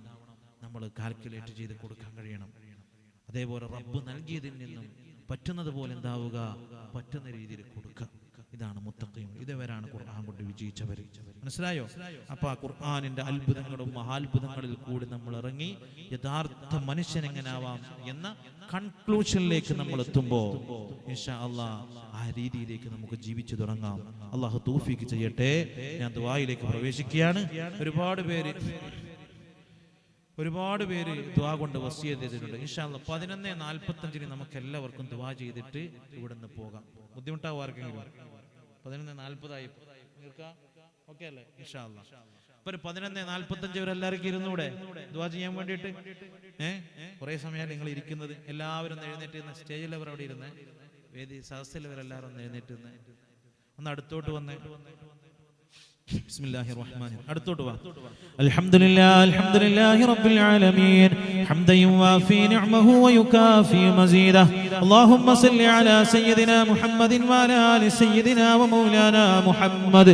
അർഹമുർ റഹീമായ രാജാതിരാജനായ അല്ലാഹ്, ഈ മജ്ലിസിനെ നീ സ്വീകരിക്കണേ അല്ലാഹ്, ഖബൂലാക്കണേ അല്ലാഹ്. അല്ലാഹുവേ, ഒരുപാട് പേര് ദുആ കൊണ്ട് വസിയത്ത് ചെയ്ത മജ്ലിസാണ് അല്ലാഹ്. പല പ്രയാസങ്ങളും അനുഭവിക്കുന്നവരുണ്ട് അല്ലാഹ്. എല്ലാ പ്രയാസങ്ങളും അവർക്ക് നീ പരിഹരിച്ചു കൊടുക്കണേ അല്ലാഹ്. അസുഖങ്ങളെ കൊണ്ട് ബുദ്ധിമുട്ടുന്ന രോഗികളുണ്ട് അല്ലാഹ്, നീ ശിഫ നൽകണേ അല്ലാഹ്. സാമ്പത്തികമായ പ്രയാസം അനുഭവിക്കുന്നവരുണ്ട് അല്ലാഹ്, സാമ്പത്തികമായിട്ടുള്ള അഭിവൃദ്ധി അവർക്കൊക്കെ നീ നൽകി അനുഗ്രഹിക്കണേ അല്ലാഹ്. അർഹമുർ റഹീമായ അല്ലാഹുവേ, ഈ മജ്ലിസിൽ ഒരുമിച്ച് കൂടിയ പലരും രോഗികളാണ് അല്ലാഹ്. പ്രഷർ, ഷുഗർ, കൊളസ്ട്രോൾ, തേയ്മാനങ്ങൾ, വേദനകൾ, ഉദര സംബന്ധമായ, ഹാർട്ട് സംബന്ധമായ, ഞരമ്പ് സംബന്ധമായ പല പല അസുഖങ്ങളെ കൊണ്ടും ബുദ്ധിമുട്ടുന്ന പല രോഗികളുമുണ്ട് അല്ലാഹ്. നീ ശിഫ നൽകണേ അല്ലാഹ്, നീ ശമനം നൽകണേ അല്ലാഹ്. മരിക്കുവോളം നമ്മുടെ ആരോഗ്യത്തെ നിലനിർത്തണേ അല്ലാഹ്. തളർത്തി കളയല്ല അല്ലാഹ്, കിടത്തി കളയല്ല അല്ലാഹ്. വീട്ടുകാർക്ക്, നാട്ടുകാർക്ക്, കുടുംബക്കാർക്ക് ഭാരമാക്കുന്ന അവസ്ഥകളിലേക്ക് നമ്മെ ആരെയും നീ മാറ്റല്ല അല്ലാഹ്, മാറ്റല്ല റബ്ബേ, കാത്തു രക്ഷിക്കണേ അല്ലാഹ്. അർഹമർ റഹീമായ റബ്ബേ, നമ്മുടെ ആരുടെയെങ്കിലും ശരീരത്തിലോ മാംസത്തിലോ രക്തത്തിലോ മജ്ജയിലോ ഞരവിലോ എല്ലിലോ മാരകമായ ക്യാൻസർ പോലത്തെ, ട്യൂമർ പോലത്തെ, എയ്ഡ്സ് പോലത്തെ വല്ല അസുഖങ്ങളുടെയും അണുക്കളെ അലിഞ്ഞു ചേർന്ന് പോയെങ്കിൽ കരിച്ചു കളയണേ അല്ലാഹ്, നശിപ്പിക്കണേ അല്ലാഹ്. അർഹമർ റഹീമായ റബ്ബേ, മക്കളില്ലാത്തവർക്ക് മക്കളെ നൽകണേ അല്ലാഹ്, വീടില്ലാത്തവർക്ക് വീട് നൽകണേ അല്ലാഹ്, വാഹനങ്ങളില്ലാത്തവർക്ക് വാഹനങ്ങൾ നൽകണേ അല്ലാഹ്. നൽകിയ മക്കളിലും വീടുകളിലും വാഹനങ്ങളിലും ജോലികളിലും ബിസിനസ്സുകളിലും കച്ചവടങ്ങളിലും ഖൈറും ബർക്കത്തും നിഅമത്തും ഏറ്റി നൽകണേ അല്ലാഹ്, ഏറ്റി നൽകണേ അല്ലാഹ്. അർഹമുർ റഹീമായ റബ്ബേ, ഈ പരിശുദ്ധമായ ഭവനത്തിന് വേണ്ടി ഒരുപാട് പേര് സഹായിച്ചിട്ടുണ്ട് അല്ലാഹ്. മനസ്സാ വാചാ കർമ്മണ, സാമ്പത്തികമായി, ശാരീരികമായി, മാനസികമായി സഹായിച്ചവർക്കൊക്കെ നീ അർഹമായ പ്രതിഫലം നൽകണേ അല്ലാഹ്. അവരിൽ നിന്ന് മരണപ്പെട്ടവർക്കൊക്കെ പുറത്തു കൊടുക്കണേ അല്ലാഹ്. സഹായിച്ച പലരും മരണപ്പെട്ടു പോയിട്ടുണ്ട് അല്ലാഹ്, അവരുടെ കബറിടവും നീ വിശാലമാക്കണേ അല്ലാഹ്. അല്ലാഹുവേ, പ്രത്യേകിച്ച് ഈ ഭവനത്തിന് വേണ്ടി, ഈ നാടിന് വേണ്ടി അഹോരാത്രം സഹായിക്കുന്ന പ്രിയപ്പെട്ട പ്രവാസി സുഹൃത്തുക്കള് റബ്ബേ, അവരുടെ എല്ലാ ഉദ്ദേശങ്ങളും നീ പൂർത്തീകരിച്ചു കൊടുക്കണേ അല്ലാഹ്. അവരുടെ ജോലികളിലും ബിസിനസ്സുകളിലും കച്ചവടങ്ങളിലും നീ ബറക്കത്ത് ഏറ്റി നൽകണേ അല്ലാഹ്. അവരുടെ എല്ലാ ബുദ്ധിമുട്ടുകളും പരിഹരിച്ചു കൊടുക്കണേ അല്ലാഹ്. പല പ്രവാസി സുഹൃത്തുക്കളും രോഗികളാണ് അല്ലാഹ്, നീ അസുഖങ്ങൾക്കൊക്കെ ശിഫ നൽകണേ അല്ലാഹ്. അവരുടെ കുടുംബങ്ങളിൽ ഖൈർ ചൊരിയണേ അല്ലാഹ്, ബറക്കത്ത് ചൊരിയണേ അല്ലാഹ്. അർഹമുർ റഹീമായ അല്ലാഹുവേ, ഈ മഹല്ലിന്റെ ആത്മീയ മേഖലയ്ക്ക് ചുക്കാൻ പിടിക്കുന്നതായ എന്റെ പ്രിയപ്പെട്ട സുഹൃത്ത്, കേരളക്കരയിലെ അറിയപ്പെട്ട പണ്ഡിതനായ ബഹുമാനപ്പെട്ട ഫാറൂഖ് ദാരിമി കൊല്ലമ്പാടി ഉസ്താദിന് നീ ആഫിയത്ത് നൽകണേ അല്ലാഹ്, ദീർഘായുസ് നൽകണേ അല്ലാഹ്. ഇനിയും ഒരുപാട് കാലം അദ്ദേഹത്തിനും നമുക്കും നീ ദീനിന്റെ ഖിദ്മത്ത് ചെയ്യാനുള്ള തൗഫീഖ് നൽകണേ അല്ലാഹ്. അല്ലാഹുവേ, ഈ മഹല്ലിനെ നയിക്കുന്നതായ അഭിമന്യനായ പ്രസിഡന്റ് ബഹുമാന്യനായ മുനീർ സാഹിബ് അടക്കമുള്ള അടക്കമുള്ള സിദ്ദീഖ് സാഹിബ് അടക്കമുള്ള ഫൈസൽ സാഹിബ് അടക്കമുള്ള പലരും ഈ സദസ്സിലുണ്ട് അല്ലാ. അവർക്കൊക്കെ നീ ആഫിയത്ത് നൽകണേ അല്ലാ, ദീർഘായുസ് നൽകണേ അല്ലാ. അർഹമർ റഹീമായ റബ്ബേ, ഈ സദസ്സിൽ ഒരുമിച്ച് കൂടിയ ഓരോ വാപ്പമാരെയും ഉമ്മമാരെയും ചെറുപ്പക്കാരെയും ചെറുപ്പക്കാരികളെയും അതേപോലെ തന്നെ ചെറിയ മക്കളടക്കമുള്ളവരെയും നീ ഏറ്റെടുക്കണേ അല്ലാ. എല്ലാവരുടെ എല്ലാ പ്രയാസങ്ങളും ബുദ്ധിമുട്ടുകളും സങ്കടങ്ങളും നിനക്കറിയാം അല്ലാ. നീ തീർത്ത് തരണേ അല്ലാ, നീ പരിഹരിച്ചു തരണേ അല്ലാ. അർഹമർ റഹീമായ അല്ലാഹുവേ, നമ്മിൽ നിന്നും മരണപ്പെട്ടു പോയി നമ്മിൽ പലരുടെയും വാപ്പ ഉമ്മ മക്കള് കുടുംബങ്ങള് കൂട്ടുകാരികള് സഹപാഠികള് സുഹൃത്തുക്കള് എല്ലാവരുടെ കബറും നീ വിശാലമാക്കണേ അല്ലാ, സ്വർഗീയ പൂങ്കാവനമാക്കണേ അല്ലാ. അർഹമർ റഹീമായ അല്ലാഹുവേ, അപകടങ്ങളിൽ നിന്നും അപകട മരണങ്ങളിൽ നിന്നും നമ്മെ എല്ലാവരെയും കാക്കണേ അല്ലാ. റോഡിന്റെ മുകളിൽ വീണ് ചതഞ്ഞെറിഞ്ഞ് മരിക്കുന്ന മയ്യിത്തുകളാക്കല്ല അല്ലാ. അല്ലാഹുവേ, തീയിൽ കരിഞ്ഞു പോയ മയ്യിത്തുകളാക്കല്ല അല്ലാ, വെള്ളത്തിൽ മുങ്ങിപ്പോയ മയ്യിത്തുകളാക്കല്ല അല്ലാ. റബ്ബേ, കഴിഞ്ഞ ദിവസം നമ്മുടെ പ്രിയപ്പെട്ട വയനാട് ജില്ലയിലെ മുണ്ടക്കൈ ചൂരൽമല പ്രദേശത്ത് പോയപ്പോ അല്ലാഹുവേ, ആ അപകടം നടന്ന സ്ഥലം കണ്ടപ്പോ അല്ലാ വല്ലാത്ത വേദന വന്നുപോയി. 400 ചില്ലാന വീടുകളാണ് ആ ദുരന്തത്തിൽ പൊടിഞ്ഞു പോയത്. നൂറുകണക്കിന് ജീവനുകളാണ് ഈ ലോകത്ത് നിന്നും മാഞ്ഞു പോയത്. അല്ലാ, അവർക്കൊക്കെ നീ പുറത്തു കൊടുക്കണേ അല്ലാ. ഇന്നും അവിടെയുള്ള പല കുടുംബങ്ങളും ടെൻഷനിലാണ് അല്ലാ, ദുഃഖത്തിലാണ് അല്ലാ, സങ്കടത്തിലാണ് അല്ലാ. പ്രത്യേകിച്ച് തന്റെ പ്രിയപ്പെട്ട 11 കുടുംബങ്ങളും നശിച്ചു പോയ അല്ലാഹുവേ, നഷ്ടപ്പെട്ടു പോയ പ്രിയപ്പെട്ട നൗഫൽ എന്ന് പറയുന്ന ചെറുപ്പക്കാരൻ, ആ ചെറുപ്പക്കാരനോട് സംസാരിക്കുമ്പോൾ തന്നെ ശബ്ദം ഇടറുകയാ. അല്ലാഹുവേ, ആ ചെറുപ്പക്കാരന് നീ ക്ഷമ നൽകണേ അല്ലാ. മരണപ്പെട്ടവരുടെ കുടുംബങ്ങൾക്കൊക്കെ ക്ഷമ നൽകണേ അല്ലാ, സമാധാനം നൽകണേ അല്ലാ. മരണപ്പെട്ടവർക്കൊക്കെ നീ സ്വർഗം നൽകി അനുഗ്രഹിക്കണേ അല്ലാ. അർഹമുർ റഹീമായ റബ്ബേ, നമ്മുടെ വേദിയിൽ ഇത്രയും സമയം അനുഗ്രഹീയമായ സാന്നിധ്യം കൊണ്ട് അലങ്കരിച്ച ബഹുമാനനായ കുമ്മങ്കോട് ഉസ്താദ്, അല്ലാഹുവേ, നീ ആഫിയത്ത് നൽകണേ അല്ലാ, ദീർഘായുസ് നൽകണേ അല്ലാ. ഉസ്താദിന്റെ എല്ലാ സുഖങ്ങൾക്കും ശിഫ നൽകണേ അല്ലാ, എല്ലാ പ്രയാസങ്ങളും നീ തീർത്തു കൊടുക്കണേ അല്ലാ. അല്ലാഹുവേ, പരിശുദ്ധമായ റമളാൻ നമ്മുടെ വാതിൽക്കൽ വന്ന് നിൽക്കുകയാ. പരിശുദ്ധമായ റമളാനിലേക്ക് നമ്മയൊക്കെ നീ എത്തിക്കണേ അല്ലാ. ഒരുപാട് സൽക്കർമ്മങ്ങൾ ചെയ്യാനുള്ള ക്ഷമ നൽകണേ അല്ലാ. ചെയ്യുന്ന പ്രവൃത്തി ഭംഗിയോടെ ചെയ്യാനും തൗഫീഖ് നൽകണേ അല്ലാ. അത് പൂർത്തീകരിക്കാനും തൗഫീഖ് നൽകണേ അല്ലാ. അല്ലാഹുവേ, നമ്മുടെ ആഖിബത്ത് നന്നാക്കണേ അല്ലാ. ദിക്റ് ചൊല്ലി മരിപ്പിക്കണേ അല്ലാ, പുഞ്ചിരിച്ച് മരിപ്പിക്കണേ അല്ലാ, ഈമാനുള്ള മരണമാക്കണേ അല്ലാ. അല്ലാഹുവേ, ഈ സദസ്സിനെ നീ കബൂലാക്കണേ അല്ലാ, സ്വീകരിക്കണേ അല്ലാ. اللهم اغفر للمؤمنين والمؤمنات والمسلمين والمسلمات الأحياء منهم والأموات. ربنا آتنا في الدنيا حسنة وفي الآخرة حسنة وقنا عذاب النار. ربنا تقبل منا إنك أنت السميع العليم وتب علينا إنك أنت التواب الرحيم. آمين برحمتك يا أرحم الراحمين بفضله.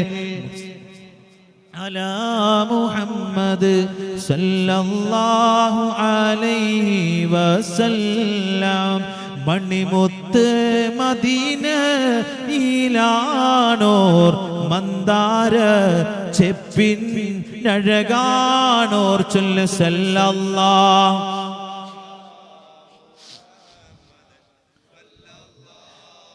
അഷ്റഫുൽ ഖൽഖായ ത്വാഹ ചൊരിയണം ഞങ്ങളിൽ റാഹ. സല്ലല്ലാഹു അലാ മുഹമ്മദ് സല്ലല്ലാഹു അലൈഹി വസല്ലം. അങ്ങയ്ക്കായി ഞങ്ങൾ അർപ്പണം മുത്തുനബി കൈകൾ മുത്തേണം. സല്ലല്ലാഹു അലാ മുഹമ്മദ് സല്ലല്ലാഹു അലൈഹി വസല്ലം. സല്ലല്ലാഹു അലാ മുഹമ്മദ് മുഹമ്മദ് സല്ലല്ലാഹു അലൈഹി വസല്ലം സല്ലല്ലാഹു അലാ മുഹമ്മദ് യാ റബ്ബി സല്ലി വസല്ലിം വസല്ലി അലാ ജമീൽ അംബിയാഇ വൽ മുർസലീൻ അൽഹംദുലില്ലാഹി റബ്ബിൽ ആലമീൻ. ഇൻഷാ അല്ലാഹ് നിങ്ങളൊക്കെ ദുആയിൽ, വിലപ്പെട്ട ദുആയിൽ ഈ വിനീതനെയും കുടുംബത്തെയും ഉൾപ്പെടുത്തണേ എന്ന വസിയത്തോടെ ഞാൻ അവസാനിപ്പിക്കുന്നു.